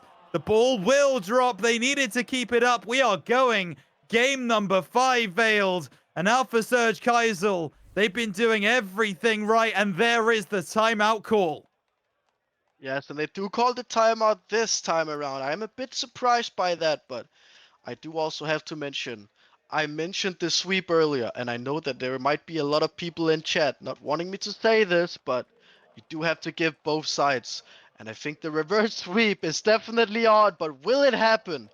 It's up to Focus. What do you think they'll be talking about in this timeout, Rhino? Tough to say. Really tough to say, because they had this game, this series locked up. They did so well games 1 and 2. They gave themselves 3 opportunities to go through to Championship Saturday. And now they find themselves potentially on the end of a wrong result. They do take the timeout here. It's going to be tough for them to bring this back from a position where Mox, Conflict, and Combat are feeling as confident as they are right now, because I guarantee you that they are. I see Reptic saying in chat that we good, we closing this out. That's all well and good from your AGM saying that, but the fact of the matter is I need to see it on the field. And right now, Alpha Surge Kaisel are the better roster. They are the better team. And Aspire Focus need to prove us that that's not true. Yes, and I don't think it might be a question of if they're the better team individually, but they're definitely working better together. They are acting like a unit, and that's what we need to see from Focus. Because while they started out looking like a complete team with the demo plays in the back line, with the strong shots on target, just securing each and every goal that they got, it seems like it has dissolved more and more in this series as it has gone on. At this very moment, they are double committing more often than not. They're not finding the demos in the back line. Sure, you could talk about a fast kickoff goal from the last game where he got the bump on the back line, but they really need to bring it back together. They need to get it everyone on the same page. They need to make the things happen as a unit and not as an individual. I think you can't get away with that when you get up into these higher tiers. No, you really can't. And it's going to be tough. As I say, they've still got a minute left. They've still got time, but it is just going to be about that communication. If Aspire Focus can bring that communication, together, stop the double commits, make sure they don't make those triple commits upfield as well, then they really have a chance of winning this series, winning this game. If they are unable to prevent those, if they continue to double commit on opportunities, Conflict and Mox have the experience, they have the know-how to take advantage of those mistakes and convert them. So we are going to be getting in to the big one. It's Champions Field. It's Game 5. It's an elimination match in the playoffs. One team goes home. One team goes through. Let's get the players back in Veiled, and let's get this Game 5 underway. Yes, and be very aware, we have seen Focus kickoff goals so many times. Could be happening again. Doesn't look like it will, but Banan with a strong infield pass, but Afar is just a bit too wide, can't follow it up. Conflict, a bit of a whiff. Will leave Toby Scott tested on the goal line. It will drop to Combat, just wide, and Afar pushes it to the side wall. He will look for a double tap, does get it, but Mox, he is awake, he is ready for this challenge. Now Toby gets it under Conflict and Combat. He's the last line of defense, and he doesn't come through this time, but he will buy them some time. Just diving in on that midfield. But now the Focus roster, they are forcing an attack of their own. The shot is on target, but is blocked wide by Conflict. A tap off the side wall will leave the team in a bit of a dire situation as they have no boost on the backline. Combat, he comes through in the end though. Yeah, and here we go. It's going to be Banan down the left side. Toby trying to take it through. Combat blocks him off. No boost, no problem. Banan onto the floor, but Mox so calm, cool, and collected. We'll find Combat. Shot on. Toby sends it away. There was a little double commit there. A hint of one from Focus, but it might work out in their favor. Toby tries to turn the corner, picks up the 100, steals it from Conflict. He has to go across the field to get that boost back, and the ball will find its way to him anyway. Blessed with possession. Ball into the middle, will drop in if Toby can't do anything, and he will make the save. Mox with a huge 50 against the far. That's Toby up in the corner. Combat tries to bring it through. Awkward touches now. Eventually Conflict wins the ball, but it will be a far now to try and get the better of his man. Can't do so off the post. Toby pops the ball in the air. Still a chance for Conflict. That's off the post as well. Alpha Surge Kaisel. Close but no cigar. Yes, and I do want to track back a little bit. We saw a very mechanical play coming out of Conflict. He didn't steal the deal, but how much confidence does that give the roster when you see your captain, your general manager, go for a play of his lifetime as he dives in off the ceiling? This man is feeling very confident in this Game 5, and I wouldn't be very surprised if this is the guy that makes things happen in this Game 5. But the pass comes in field to Toby. That has been crucial in the series, and he makes it happen once again. I'm going to tell you something that you might not believe, but this play all sparks from a missed demo in the midfield from Mox onto the goal scorer, Toby. That is really what caused that goal, because Mox put all his eggs into that basket. He tried to take Toby out in the midfield, saw the play happening, but Toby, he stopped in his tracks. He pumped the brakes, and he stopped anything happening to his car, which meant that he was able to make that play. Huge awareness from Toby Scott to be able to get on the end of that pass and score the goal that could send Aspire Focus through to playoff Saturday. But there's still a long way to go. 2 minutes 15 to be exact. So far, Kaisel, they have stepped up in the final 2 minutes of the last two games. Can they do it again? Afar pushes that one away, but Kaisel keep moving forward. Yes, and it has been a recurring theme in Oh, this no. game, as we see. Almost their own goal, but it will be just wide. Far to make things happen in defense. Toby Scott will be tested. No, he won't. The miss comes through, but it will be floating in front of net. Very dangerous stuff here, but it will look like Focus gets the better hand on this side. But Banan, he has to pull through with a 50-50, chooses to leave it, and now the panic button has been hit by Focus. It's off the backboard combat, just on the crossbar, and I think it will buy Focus just enough time. As Toby Scott pushes it wide, Afar will be waiting. He drops it back to Toby, and the 50 he tries to get, but won't be rewarded. Conflict, waiting, Banan diving in, and it is all attack of Focus. 1 minute left. If they get this goal, it could very well be series defining. A goal here for Focus would probably end this game. A goal here for Kaisel. Well, sets up a grandstand finish. Oh my goodness. It's like preschool reading. No one can do it. And now there's a chance for Mox off the crossbar. Was that the chance? Was that Alpha Surge's final stand? Banan takes it through. It's a 3v1 attack. Afar at the angle. Finishes the job. And how will Mox live with himself? How will he sleep at night after that shot just rattles the woodwork? Yes, and who else to be the last man back but Mox, the man who just missed such a crucial opportunity, and he can't make the defensive brilliance happen that he so much needed in these dying moments. It's very much heartbreaking for Mox here, but it looks like Focus have pulled themselves together in this last game, and all I have to say is we are the masterminds of this series. But Mox, hold on, he has made up for his mistakes in these dying moments. There's always a twist in the tale. There's always a bit more to the story. And here we go. Reptic panicking in chat because 20 seconds remain and Kaisel are back within one. Can they hold on? It's a big kickoff victory. Afar at the angle. Oh my goodness gracious me. When Focus needed someone to settle the nerves, to calm everything down, Afar steps forward and says, "Don't worry, lads. I've got you." Yes, and it's just like I told you earlier on. This Focus kickoffs, especially from this FR guy, have been absolutely crucial. They have been pinpoint, and he's not letting a chance to get a good goal from a kickoff slide by him. He will seal the deal, surely, with only 2 seconds left. That's it. There's nothing they can do. And just as I say that, the game, it will be finished. And Focus, they have made a run in this play-ins. They have secured their place in the playoffs this Saturday. Great showing from them. And even greater showing from our predictions. Thank you so much, Focus. Yeah, I remember some people saying that we don't know ball, that we shouldn't be in our position, that we're scamming a living. Who's talking now then, chat? Huh? Who's talking now? We get our prediction right. Here are the series standings.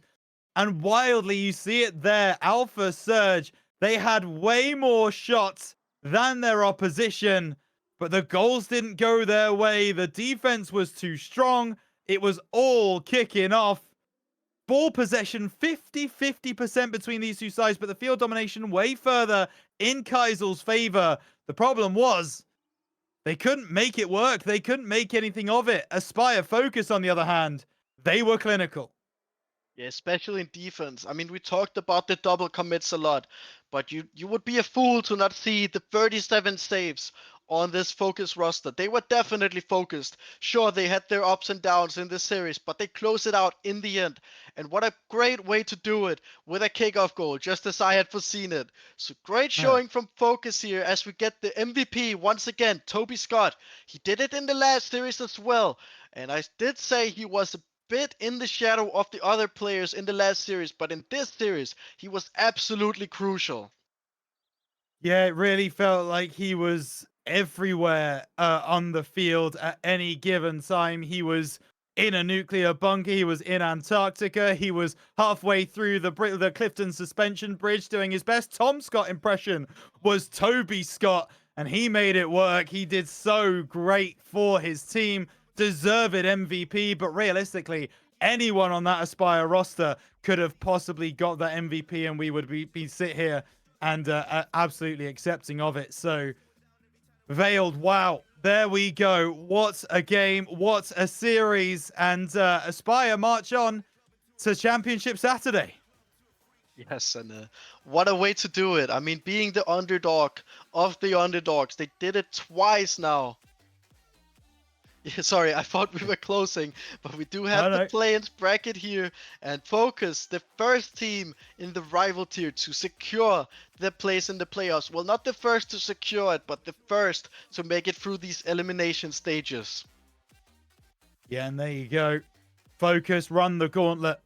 They get through Uranum, they get through Kaisel, and they will be going through into that lower bracket on Saturday to face the loser of our next game. The winner of which, as you can see, will be going on to face Team Berserkers. Carl's one of the informed teams in this entire competition. 13-5, but 5 wins from 5 in the last few weeks. They have been playing incredibly well. But we're going to shut this one down. We have not got long until the next game, which means that we will be watching, as I mentioned, Team Flawless Streak taking on Death Cloud Atmos. We will be swapping out Veiled for well, I would say a new and improved model, but actually yeah, he's not I'm going to give you the benefit of the doubt, Veiled, on this one. Unfortunately, we're downgrading with the person that we're bringing in next, but don't you worry, he'll still be bringing the hype, he'll still be bringing the excitement. So thank you so much, Veiled, for your time. We will see all of you in just over 5 minutes for Death Cloud Atmos versus Flawless Streak. See you in a moment.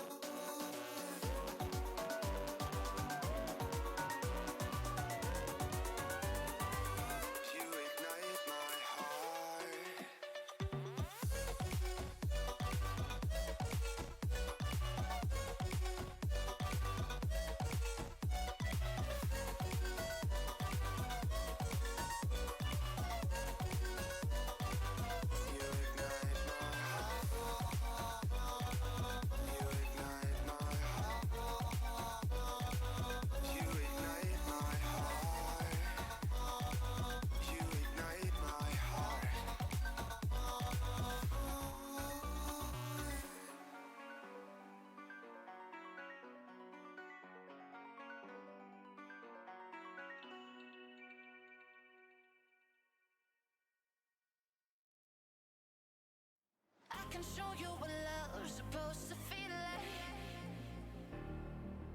I can show you what love's supposed to be.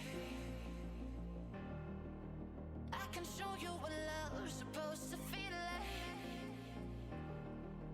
I can show you, yeah, I can show you, yeah.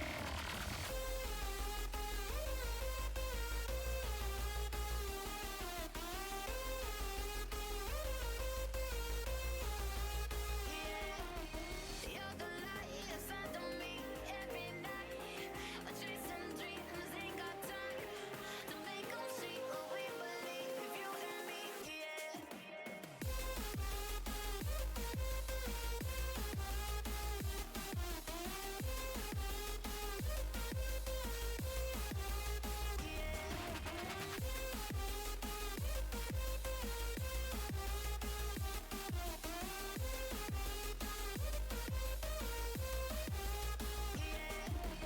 You're the light inside of me every night. Chasing dreams, ain't got time to make 'em see what we believe. You and me, yeah.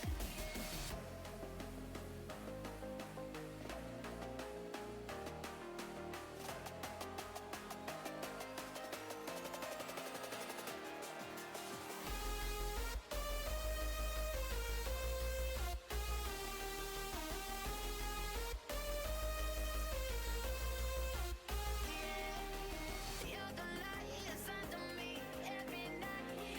Chasing dreams, ain't got time to make 'em see what we believe. You and me, yeah.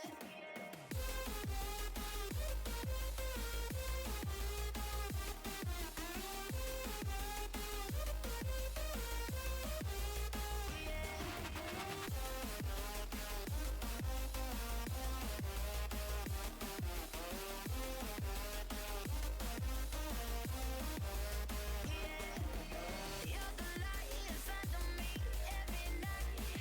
Chasing dreams, ain't got time to make 'em see what we believe. You and me, yeah.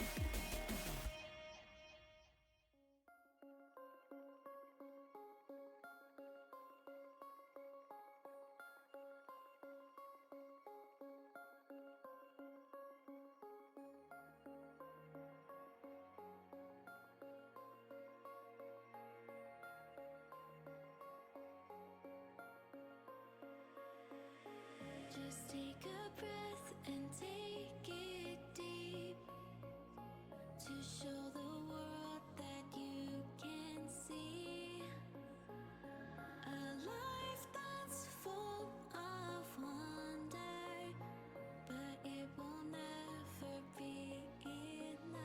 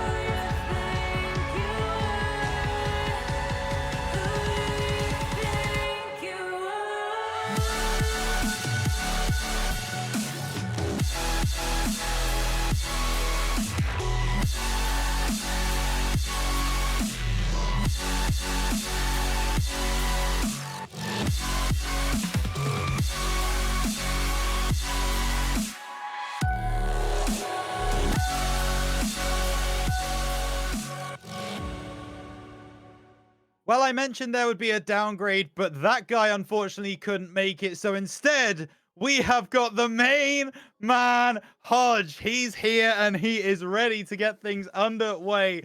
Hodge, pleasure to have you back on the RSC Twitch channel. How are you feeling?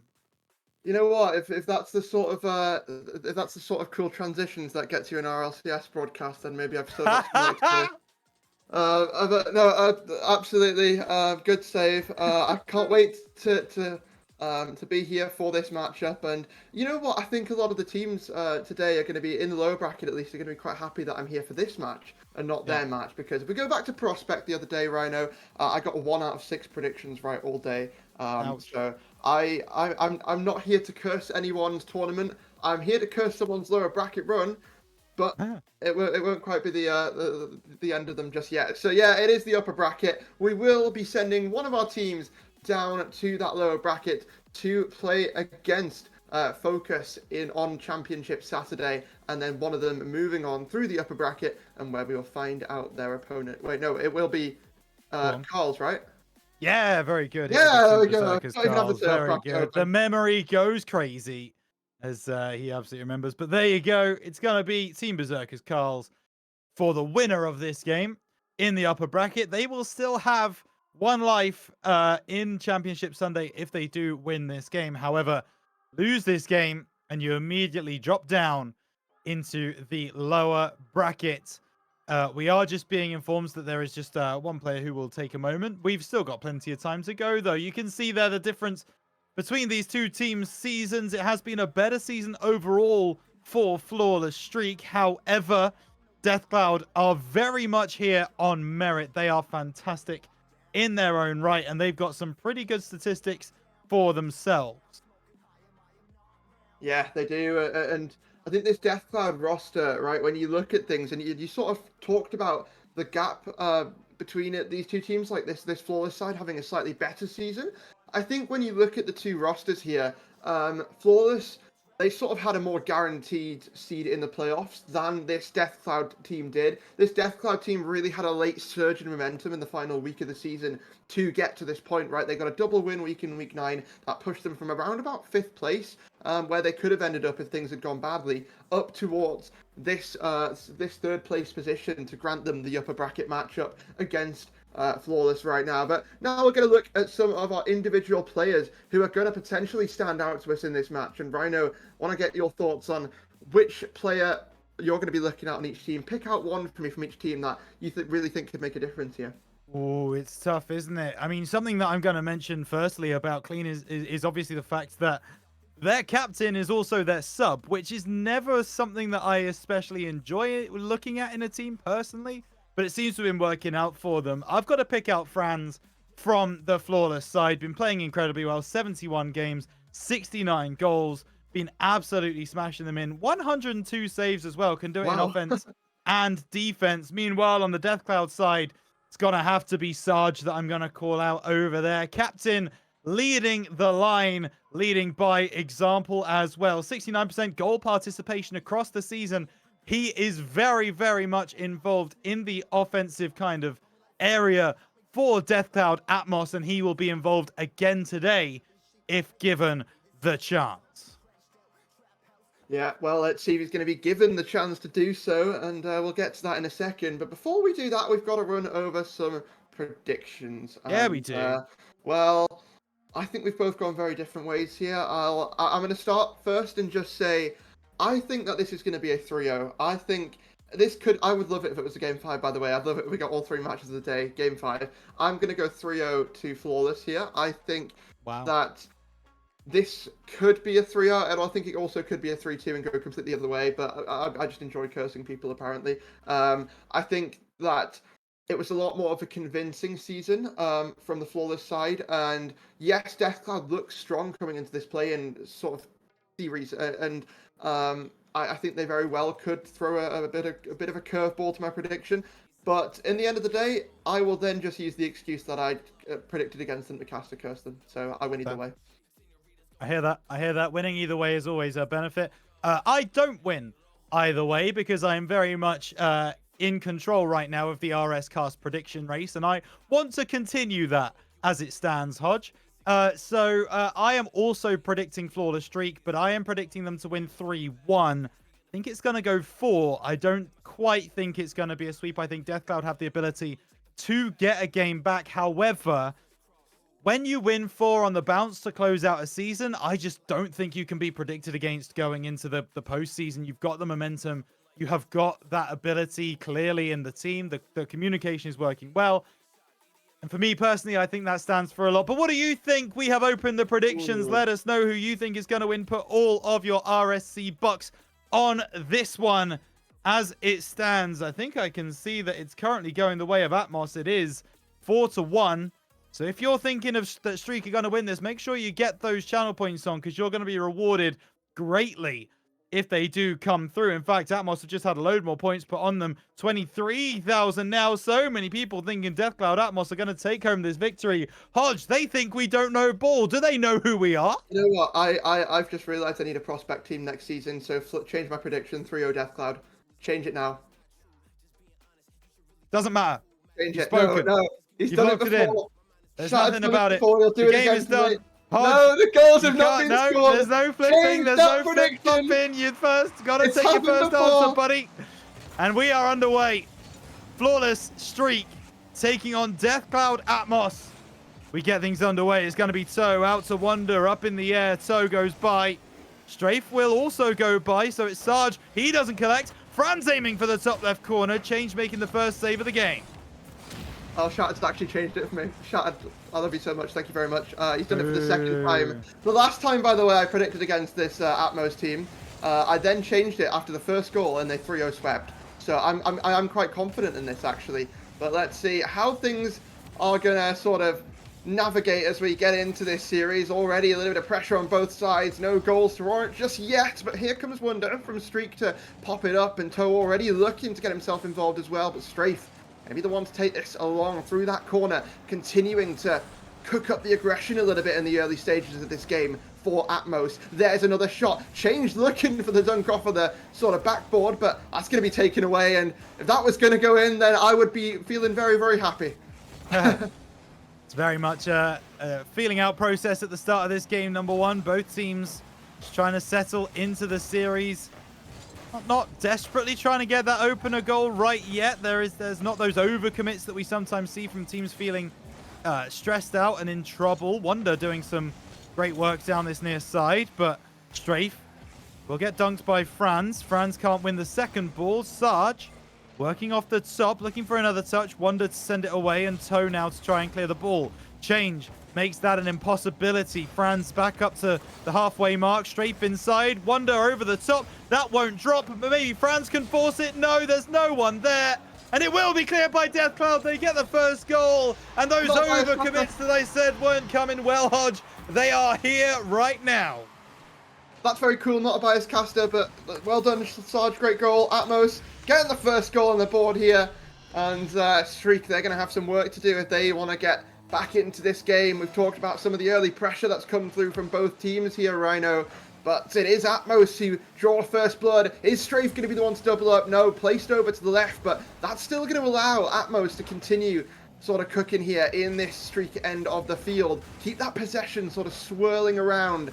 And now the bump's coming through. That's opened the gate. Sarge not able to get it on target, though, from that corner. But thankfully, Change is there to continue things here for Atmos. And I'm loving what I'm seeing from this Atmos squad, honestly. I think they've been able to sort of keep this ball locked away for a good majority of this game in this side of the field. They have, but So trying to exploit now an opportunity down that right side. Ball off the top. It's going to be Franz to try and collect. Just jumps past. Wonder looking for the pass across. Might have actually found Change. Ball will be found in the middle. Wonder has possession, but it's too heavy a touch really to take forwards. I'd like to have seen him catch that ball, be able to take it through. And now there's a chance for Deathcloud to get their second goal of the game. Not going to happen yet. Strafe at the angle. Nothing doing. Toe stealing that boost from Franz. Maybe not the right decision. Change up for Sarge. Oh, the pass doesn't come through, and Wonder can clear it away now for Streak. As Wonder now tries to take the shot. Strafe will be there on the backboard to deal with it, and with just under 2 minutes to go, Deathcloud is still that one goal to the good.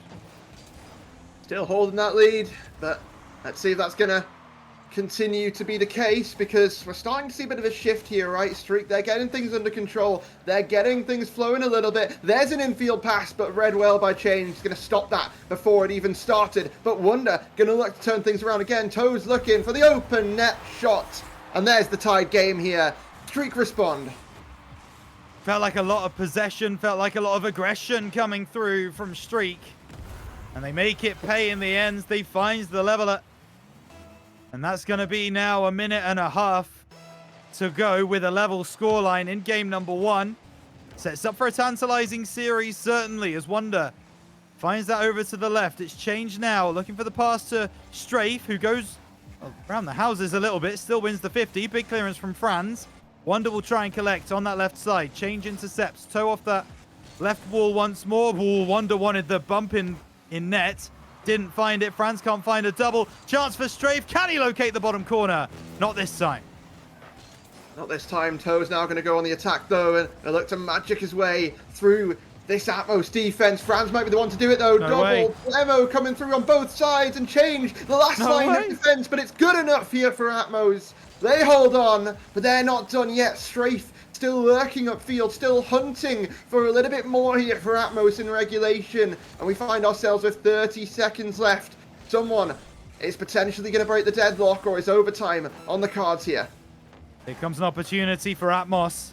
Cleared away by Strafe for the moment. So up this near side, we'll leave it to Wonder, who manages to work it down the right channel. Sarge sends it away. Toe into the middle. He wanted the bump on to change. There wasn't one forthcoming, but the backboard not defended. Strafe eventually gets the clearance, but Streak weren't ready for that first miss. And now Franz takes a shot. Going to be pushed over to that far side. Streak, they put all their eggs in this basket. If they get turned on, there's a chance at the goal, but they won't do. And we go OT in game number 1 in this upper bracket. We do just that. It will be added time needed to decide the first game of this best of 5 between these two teams. Infield pass. Strafe's got it locked away. And Atmos, they claim that first. And what a way to do it. Big turn from change, and Wonder just misreads the play. He doesn't understand where he wants to position his car. Gets it all wrong. And Atmos take advantage. They take the lead. And Hodges' cowardly turned prediction may just prove to be a good option in the end. No saves on the side of Flawless Streak. They're going to have to improve that in game 2. Yeah, they're going to have to improve that a little bit, right? I mean, Atmos, they were very, very good at cooking up some of that pressure. And when you look over towards Streak, they were sort of quite good at playing off of the counter-attack, but it felt like whenever Atmos started to put on anything really challenging, anything really sort of testing Streak, then they just couldn't really deal with it. And that was the story of that game number 1. But let's see how game number 2 is going to unfold. I love Shattered for changing that prediction, by the way. I now have some sort of legs to stand on with this prediction right now, and it was really an all-in, so I'm quite happy. And you know what? The last time I watched this Atmos team play, like I said, I predicted against them, swapped it after the first goal, and then ended up getting the 3-0. So is it happening again? Am I just the good luck curse for this Atmos team? If we have no rules, then anarchy rules. That is an old-fashioned saying. Anarchy will rule today. And anarchy does seem to be taking over the asylum. And the team that no one predicted before the first second of the first game does seem to be the ones in charge, as Franz now taking this one away. Sarge gets on the board. Sorry, it was change, not charge. You know, I'll learn to read one day. Not today. Franz down the left-hand side. Strafe gets up well. Toe might be given a chance to win the 50 here and does do so, but it will only get it to Sarge in the midfield. Well, if we're being specific, it was actually before the game officially started that I did make the prediction. Yeah, sure. Just skewing those results. Maybe Strafe's got that off of the back wall, but not quite. It's going to be picked up, and there's a save. That's picked up there for Streak, so dealing with some early pressure, and now that's going to switch around. Now it's Atmos who are going to have to start dealing with it, but they're going to be able to. It's picked up. Strafe now down the line, no boost though, so you have to think this 50 would be won, but hang on a second, a little bit of an overshoot there coming through from Streak, and maybe they bit off a little bit more than they can chew on that defense, but no, Toey's looking to go on the attack now, and that's a pinch. It's actually gone straight over to Franz, so possession gained here for Streak. What can they do with it? We love those big pinches that can literally just go anywhere. Oh, Toe, he's picked the pocket. He turns inside. He wants to break some axles. In the end, he's the one that ends up getting broken. Strafe not in the mood for any of his nonsense. and just sends him back to his side of the field. Wonder out of the corner. No, Change wins that one. Toe back in the play, looking for the pass back. Franz is going to be there. Demo comes through onto Change this time. Wonder, ball up in the air. Toe trying to win the 50. Not going to happen. Atmos should be able to get this clear and spark a counterattack. Doesn't happen just yet as Toe flicks the ball into the air. Change not challenged. Toe goes by. Wonder in the corner. Franz, the third man, pushes forward. Strafe has won it. Can he finish it? No, only finds the corner. Well, some pressure starting to swirl around once again here for Atmos, but Streak this time a different story. Just like the early seconds of game number 2, they're continuing to deal with it well. Wonder back over, looking for Franz, but Sarge is going to cut that one up and stop it before it even starts. Change over to that sidewall. Strafe should have a good collection, but he's made a bit of a meal of that, and Sarge was thankfully there to pick up the pieces a little bit. So Atmos, things starting to look a little bit negative. Change though, once again on the defense, able to stop that bleeding here, which is very, very slowly feeling like it's starting to ensue. Yeah, it really does. Wonder looking for a double touch of that one off the ground. Doesn't find it. Sarge can get the clearance away and finally alleviate the pressure that Deathcloud Atmos were feeling, but it's going to come right back towards them. Strafe, however, has been able to win that ball in the midfield. Now passing inside. Franz passes into Wonder. Change out of the corner. Toe has Wonder up on the sidewall, but Sarge has read that all the ways to Sunday. And now Strafe trying to find this pass inside. Toe's going to have to be the one to respond. And respond well, he does. Toe now looking for the pass across to Wonder. That's beautiful team play. It's out of the corner. Toe to finish. Will be a chance for Franz, who sat back. Wonder's got 100 boost. And it seems like Streaker just tiptoeing around the Atmos goal without really striking on it. And it remains 0-0. That's Water falling. Own goal from Change. No, no, no, no, no. Streak lead. Streak lead. And they've still got a minute and 30 to hold on. But based on how this game sort of unfolded, the possession, the pressure that's come through, I'd be highly inclined to believe that that is going to be the result at the end of it. If not more goals on the side of Streak. But what do Atmos have to say about it? How can they respond? Maybe send in Strafe. Put him on the back wall, look to pass that down to Change, who's going to just reciprocate that, but Sarge is up for it. Fake on the play! And Atmos, a response like no other here in Game 2. Doesn't matter how much possession you get for the entire game, if you find something like that to tie things up, then that just equalizes things. It's going to feel good, isn't it? It's going to feel like you're in control, in charge. That's exactly what happens, but So immediately responds with a kickoff goal for Streak. From being level and feeling up to the challenge to now having to try and get that goal back again, 2-1. Extra lead here for Streak. They find it off the kickoff. But now Atmos. Streak going to be... Sorry, Strafe going to be taken off the pitch, and that's going to... There's a lot of S's in this game, isn't there? But Wonder's going to be the one taking it over here for this case, and it's just going to be beat back there by Franz, who continues to keep the pressure on. Demo coming through at the same time. It's going to be infield by Toe. Sarge just blocking that one, and going to get it clear, but once again, I think this is just the pressure that we start to see coming through from Streak, the response that they've been able to put together in this game overall, Rhino, is making me feel a lot more positive in regards to the series about this Streak side of things. But at most, they've still got 30 more seconds left of Game 2. Yeah, not for making you feel more positive about your prediction, though, is it, buddy? Is Sarge, I don't care. I need a prospect roster. Gets the reset. Strafe comes through. Double commit on the goal line is enough to send it down the other way. Wonder off the backboard. Toe at the angle just gets not quite enough on it. And Sarge now turning back the other way. Franz, what a dunk that is. And with 10 seconds remaining, Deathcloud, they need to turn this defense into offense. Toe wants to keep the ball in this half. Doing a good job of that for the moment. There it goes, but the demo comes through. Streak level the series. And we have got a game on our hands. We do indeed. Every single series so far today has gone to game number 5.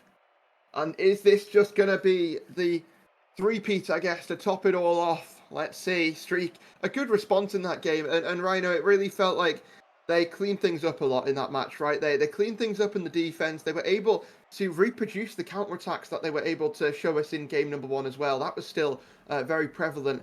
I think they've still got to clean up a little bit of their shooting, because a lot of the time they got a little bit too eager, it felt like, and there was just pre-jumps happening, which led to whiffs, which led to missed opportunities. But Streak looking really strong here. Now, Atmos, it's a little bit of a sort of, I guess, an interesting variable right now. I'm not really sure what to think. But I think we're seeing a lot of, really good solo plays, a lot of really good team plays. I like the sort of ideas that they've got. It's just, is the execution going to be up to standard? That is the question. When you beat a team in shots 8-4, you expect 9-4, I should say. You do expect to win a little bit more than 2-1 at the end of the day, but Streak, they've got a chance to clean things up here on Sovereign Heights. 5 fresh minutes on the clock. Neither team taking a timeout. Neither team feeling the need to. 1-1 in the series. We go to a best of 3, Hodge, and it kicks off right here, right now. It does indeed.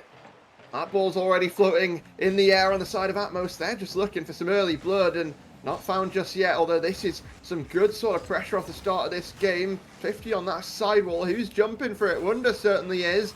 And Atmos, they had to go back. They had to gather some more resources here to continue their barrage, which right now is looking a little bit bleak after the opening seconds, and now it looks like Streak, they might be finding the momentum, they might be finding the shot, and Wonder puts it away to start off game 3. Well, it's funny, isn't it, just how things work. And by the way, Hodge, be careful what you're saying, because Momentum don't actually play until tomorrow night. They're the Redirects representative, second in their conference. But, I mean, Streak, they certainly are going on one right now. They had 2 goals back-to-back, it felt like. No, yeah, 2 goals back-to-back. They got the last goal in the last game, and now the first goal in this one. Now they just need another one. No team in this game has been up by 2 goals or more so far in the series, and we've already played 2 games in a minute. So if Streak can find that second goal, it's going to be difficult for Atmos to come back into the game, and that could be an all-important save for Deathcloud. It is for now, but how long is that going to happen? A little bit of a fake on the play, and Wonder's got it away. Streak doubling their lead, and they're looking to run away with this game number 3. It only seems like they're heating up, whereas Atmos, they're not able to quite come online here like they were in that first match. Certainly the case. Just under 4 minutes to go, though. Still time for Atmos to figure it out. Toe sends it away onto the near side. Cleared away by Strafe here. Wonder looking to bring it through. You would imagine if this game continues at the rate that it is, there will be a Deathcloud Atmos timeout before game number 4 gets underway. And we've already seen tonight the effectiveness of those timeouts. Wonder clears away down the field. Sarge trying to block this off. No boost for Toe to collect. Excuse me. Franz in the corner. Oh, Strafe, big boost steal. Lots of empty tanks on the side of Streak. Oh, but Strafe has completely missed that. And Atmos are going to have to work back towards their own half again. And they're going to have to reset everything.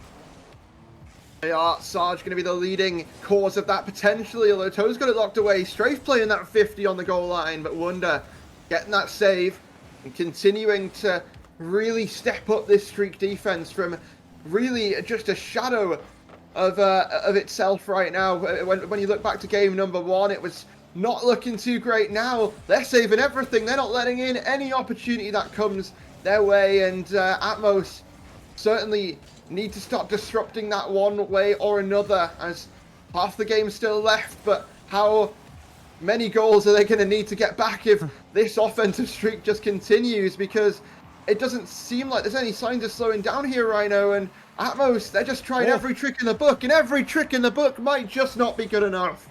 A lovely low-driven shot there from Franz as this one comes off the top. Strafe sends it away, thinks he's done enough. Sarge has double committed with him, and Change just can't do anything about that 52-mile-an-hour shot straight down the gullet. 3-0, 2 minutes 16 remaining. And I'm gonna be very, very honest with everybody that if this game does go this way and Streak get out to a 2-1 lead, I am going to be incredibly biased in rooting for Streak in the final game because I'm the only one on the RS cast who predicted a 3-1 in this game. Everyone else predicted either a 3-2 or a 3-0. So, yeah, I can't lie. If we do get a 2-1, I'm gonna be very, very much on the Streak hype train. However, Deathcloud Atmos, they could break people's brackets with a win here in this series. They will need to turn everything about this game around, though. They're losing in offense. They're losing in defense. They're struggling on the mental side. It's really not coming together right now for this Deathcloud roster. Maybe it's about the friends that they made along the way. Could be. Could be. We'll find out. Maybe. You never know. Wonder takes it through. Backboard. Looks for the double. Defended well by Strafe. Ball in the corner. Just over a minute to go. Ball at the angle from Toe. And I've got to say, Hodge, Deathcloud, Atmos, they are really getting pegged back right now. They've barely been on offense this whole game. Yeah, now this is a chance, though. Is it going to be in? No, it just drops in front of Wonder. And you couldn't give him a save easier than that, excuse me. But Sarge up on that ceiling. A little bit of a nice touch. He's got it past one, but once again, Wonder, an easy collection.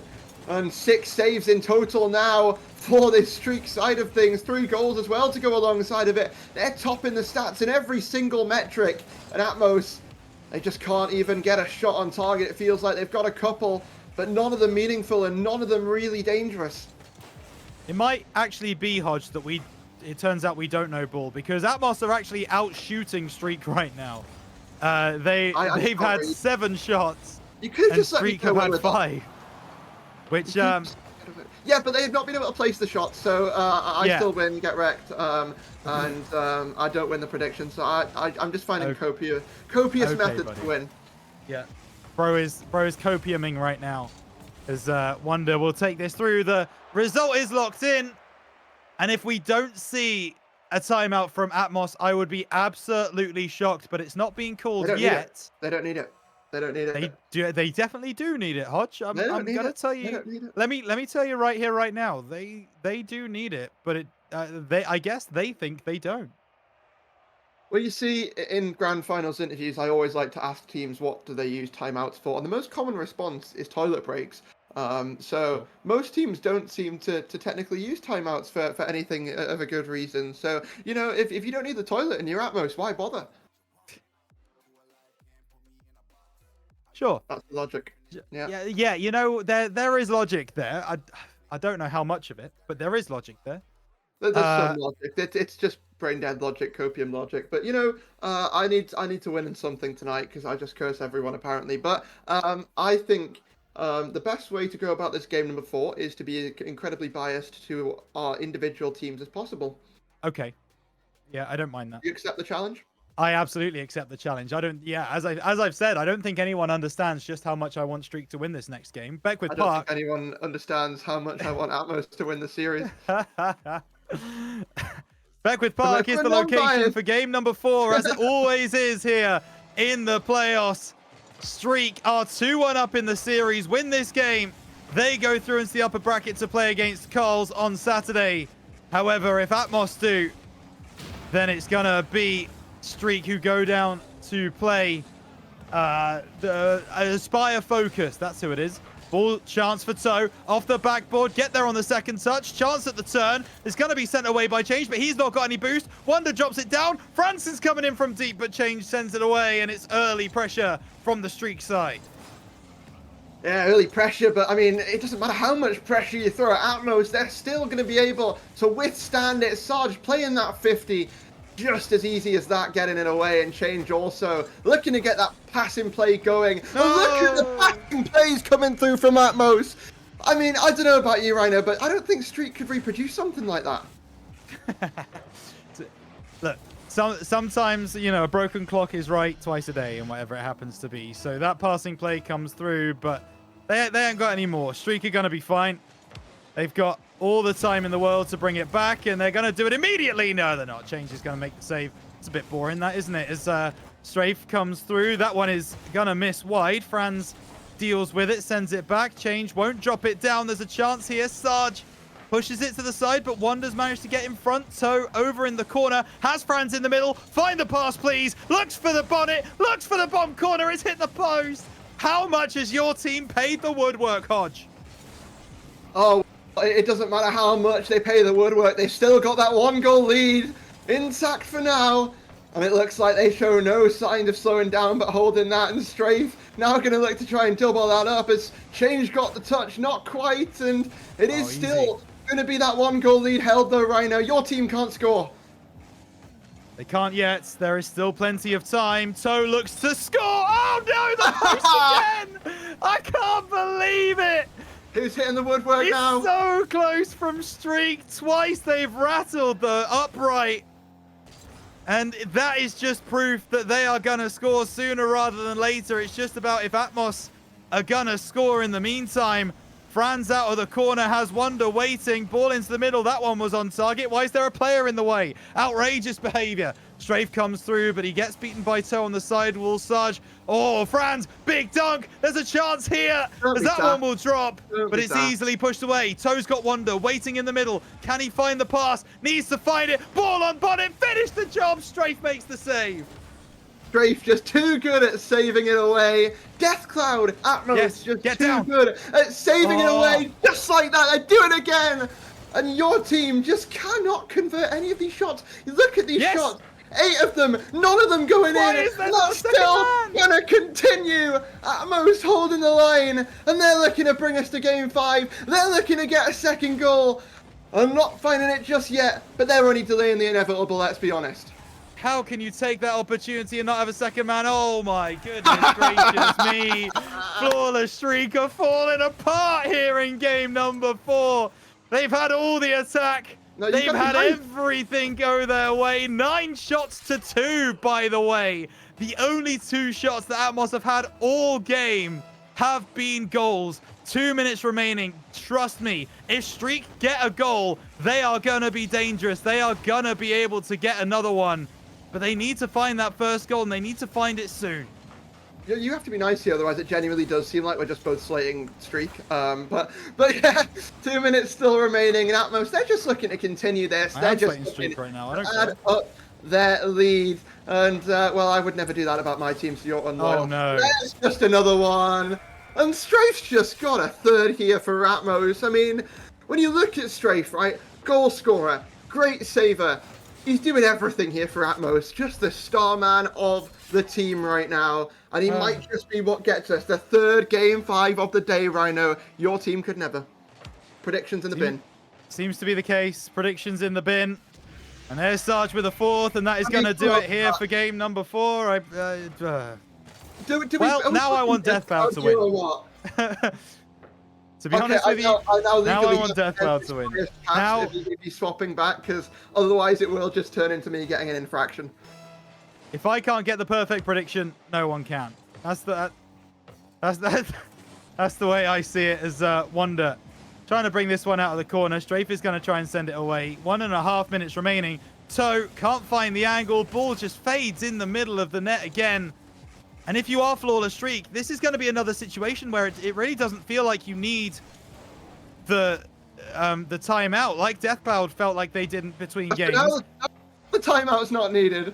No, Streak are playing so well, it really just doesn't feel like they need it. They are so aggressive. They're doing all the right things. They're just not finding the finish right now. That's a double commit in the opposing half, which is not ideal. Franz collects out of the corner. Now looking to send it away, but with less than a minute to go, I'm pretty sure both Streak and Atmos know exactly where this game is going. We are going to Champions Field. Fran's going to try and change that tune, but yeah, the recovery just not there, and the overcommit coming through from Streak again. It's all just a bit desperate right now for Flawless. And Atmos, well, they proved me a fool, as not taking the timeout appeared to be the right decision. If we consider losing by 4 goals doing so well, we might just need to make the conditions different for winning a series. Instead of winning 4 games, you might just need to go down 4 goals. But so far, Atmos, they've just looked in charge. They've just looked like they own the place. And they've just looked like they will get us the 3rd game number 5 of the day here in the RSC. And Streak, they're not even allowed one right now. I mean, come on. What is going on today? I've got no idea. But I believe that my prediction's right, and I believe that your prediction is absolutely shambolic. Yeah, it's in the bin. It's in the bin. You And still got game 5. that is devastating. I mean, yeah, I could still get the team right, but you know that Not gonna happen. But you know, we live for perfect predictions or nothing, Hodge, in this house. We're I'll take what I can get.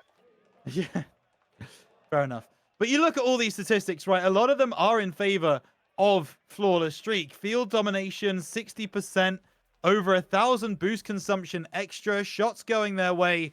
But the big difference is that goal statistic. And to be honest, that's all Rocket League cares about at the end of the day, Hodge, is if you don't get more goals, you've lost the game, whether you were the better team or not. So Atmos, they take home the victory. 2 goals for Strafe, 2 goals for Sarge. They're going to be feeling good going into game 5.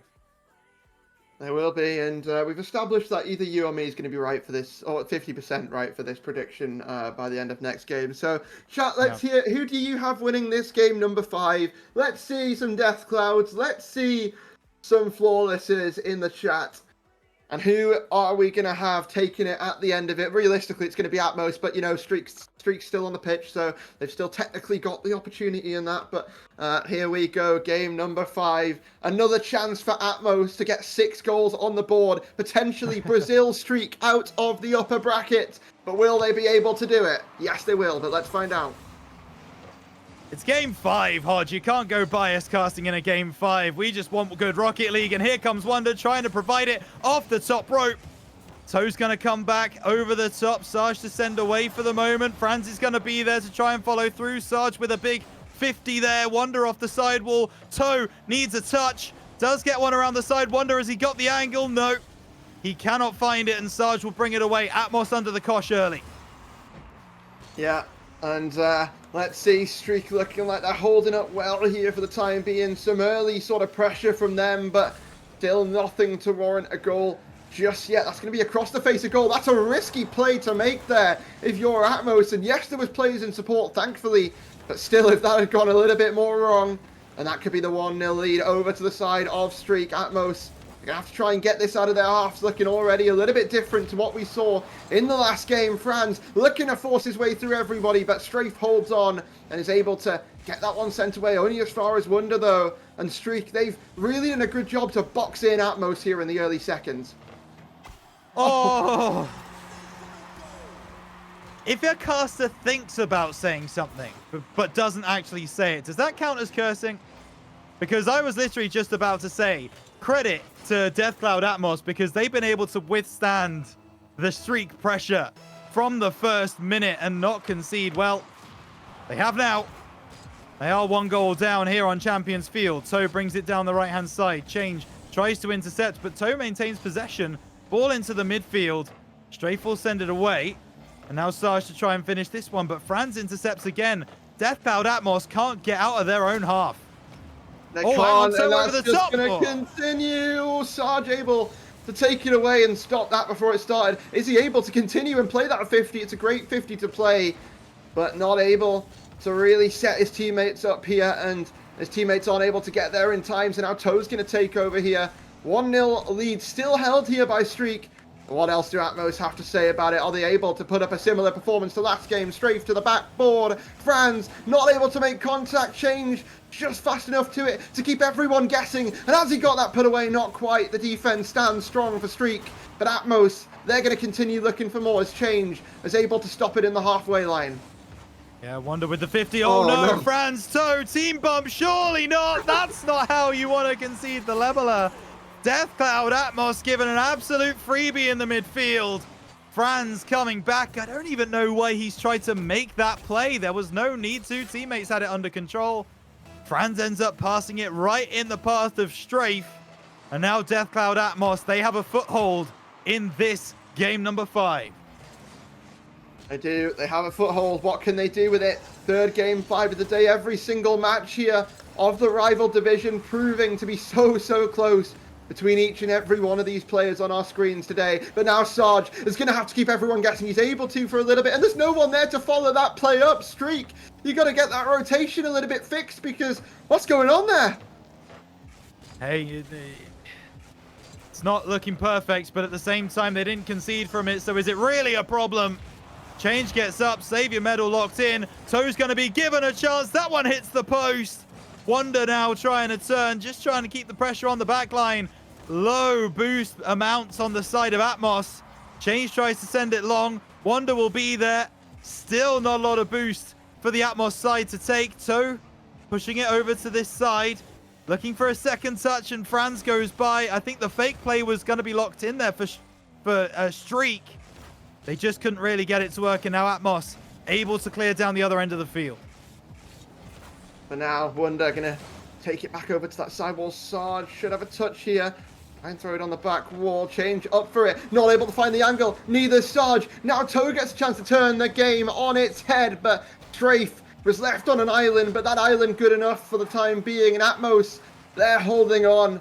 They're looking now to try and break free from the Streak pressure chamber that's been cooking up for so long and save their upper bracket hopes. Reminder, in this playoff format, it is brutal. That upper bracket provides so much value to your playoff hopes and to your grand finals hopes. But for now, Atmos, they need to be starting to get a little bit more worried about the lower bracket, Rhino, because Streak still got a second. Yeah, Franz able just to tap that low middle of the net, but there was no Atmos defenders there to cover it. 60 seconds remain for Atmos to try and save their upper bracket run. Franz blocks off Strafe, but there's a chance here for Change if he can find any connection that would have gone over the line. But he ends up flying by, and now there's a chance for Streak to come back the other end. So, gets cut off by Strafe. Franz plays it over into the corner and wins out that 50 exchange as well. Atmos, they've got to get back towards Streak's half, and they're doing that now. Sarge drops it down for Strafe, intercepted by Franz. Change doesn't have a lot of boost, but still wins out that 50. Gets a fake onto another one. Sarge picks up the ball. He's gone around the side. We're all square with 23 seconds left. Atmos have fought their way back. But what are they able to do with it? We saw the domination they were able to show us in game number 4. That's not quite transcended as Streak have been able to recollect their thoughts and be some real competition here. But now Change has an opportunity to play this 50. Going to be sent away. Have we seen an overcommit here? Looks like it, but Strafe able to make it back in time, and now maybe it's an overcommit in the other direction.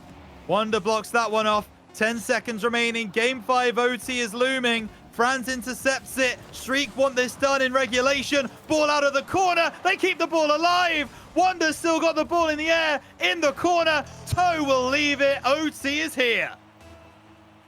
OT granted between these two teams. Remember, it's not an elimination match, but certainly a match and a goal that can decide a season for both of these squads. Reminder, the stuff you have to go through in the lower bracket is so much more mentally draining on that playoffs day, so you want to hold on to every chance that you've got in this upper bracket. And for both of these teams, it will come down to one goal. Sarge from the ceiling, looking to slot it, but Wonder got the clear. Strafe has to get back and avoid some bumps and demos, and Wonder, he's won the 50. Change, not a lot of boost, but is able to get the touch needed.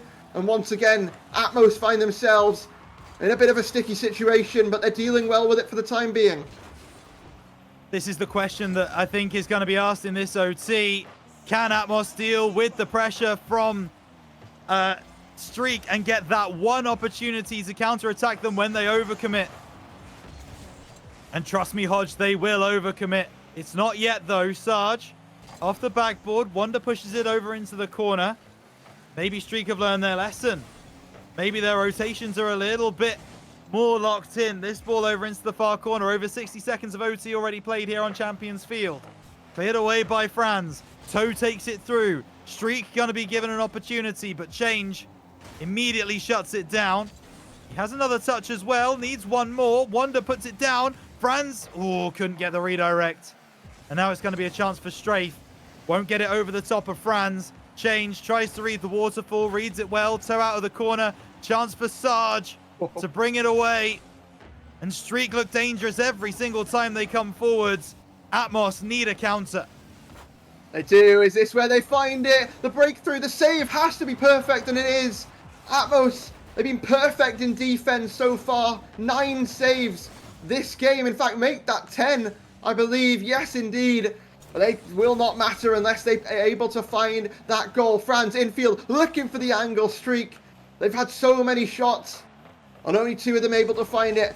But like we say, one moment it will come down to between these two squads. Strafe going to get 50'd out, and Wonder should be here for the touch. Is able to put it on the back. Well, that's such a great pinch, actually, to catalyze this attack once more for Streak.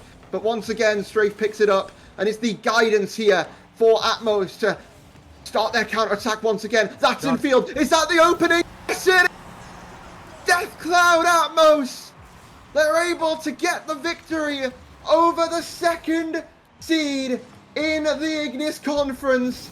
And the Glacies Conference 3rd seed reigns supreme here in the playoffs already. It may have taken 2.5 minutes, but we already said it. It was going to be a counter-attack. Streak left themselves exposed in the back lines.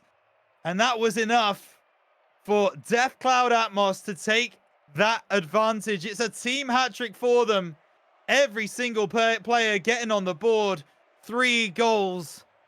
And that is going to do it. Death Cloud go through to Saturday in the upper bracket to play against Carls. A game which is going to be very, very tough for them given the opponents. But they'll have an awful lot of belief going into it now after this win. An awful lot of belief. Let's see if they're able to take that into their match on Saturday against Carls. But it's certainly been a very interesting just match so far, match day here in the rival division, and I can't wait to see what we've got more from this division. Every single match today go into a game number 5, Rhino. That is cinema. But in terms of this series, in terms of this game, I mean, you've only got to give this MVP over to one person. That is going to be changed. 12 saves, Rhino. Yeah. This man was locking it down here for Death Cloud. An absolute stalwart in goal was Change. The 12 saves there coming through. Only 2 goals on the series, but if you're doing that kind of defensive work, you don't need to be going forwards with any kind of pressure. And that is what's worth remembering. You know, Death Cloud, they did take a lot of pressure from the flawless side. They were really struggling for long stretches in that series. They pulled it through, though. They turned the game on its head. They turned things around, and they got the dub. Congratulations to them. They will be going through to Carls. Meanwhile, that's not the last we'll see of Flawless Streak. They will be going to play Aspire Focus in the first round of the lower bracket. And let's exactly see how our play-ins now shake out. Tomorrow, we'll be watching the other half of the bracket. Onka versus Flame to kick things off. Nightfall versus the winner of that game. And then the big one, Momentum versus Aptus, to see who goes to play one of the winningest teams in RSC to date, which of course is Illusory Mirage. Yeah, that Mirage squad has been incredible throughout the season, only losing 1 match. So it is going to be a big match there to see who's going to go forward and face the Titans of the rival division, who most people probably have winning. I'm not sure what your prediction's looking like, Rhino, but yeah, big time. Yeah, I was going to say most people probably do, and I suspect the caster predictions will mirror that on Championship Saturday. But you know what I want to say about this matchup? I just want to say I am now 2 for 2 on changing my prediction and getting it right. I believed here in this Atmos roster. After a little bit of arguments in chat, I believed there was lots of hurtful and hateful things said about me, about my haircut, about headset dent, about certain other things which I can't mention on stream, which have been blocked by the auto mod.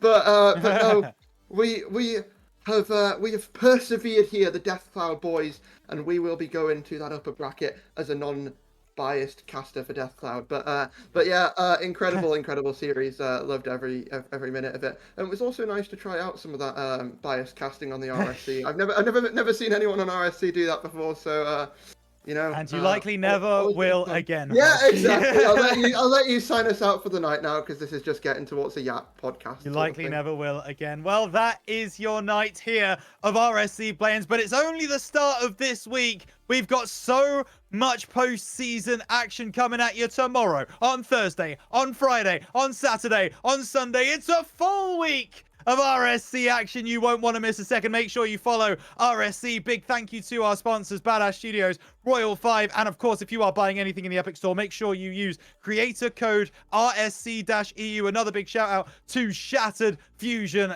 pressing the buttons behind the scenes all of tonight. Been a brilliant show, and that is mostly down to him. We will see you again tomorrow night at 7 p.m. BST, 8 p.m. CET for some more rival play in action. Until then, I've been Rhino, he's been Hodge. We'll see you very soon back here on the RSC-EU Twitch channel. Take care. We'll see you there. Constant evolution, where the line between man and machine begins to blur.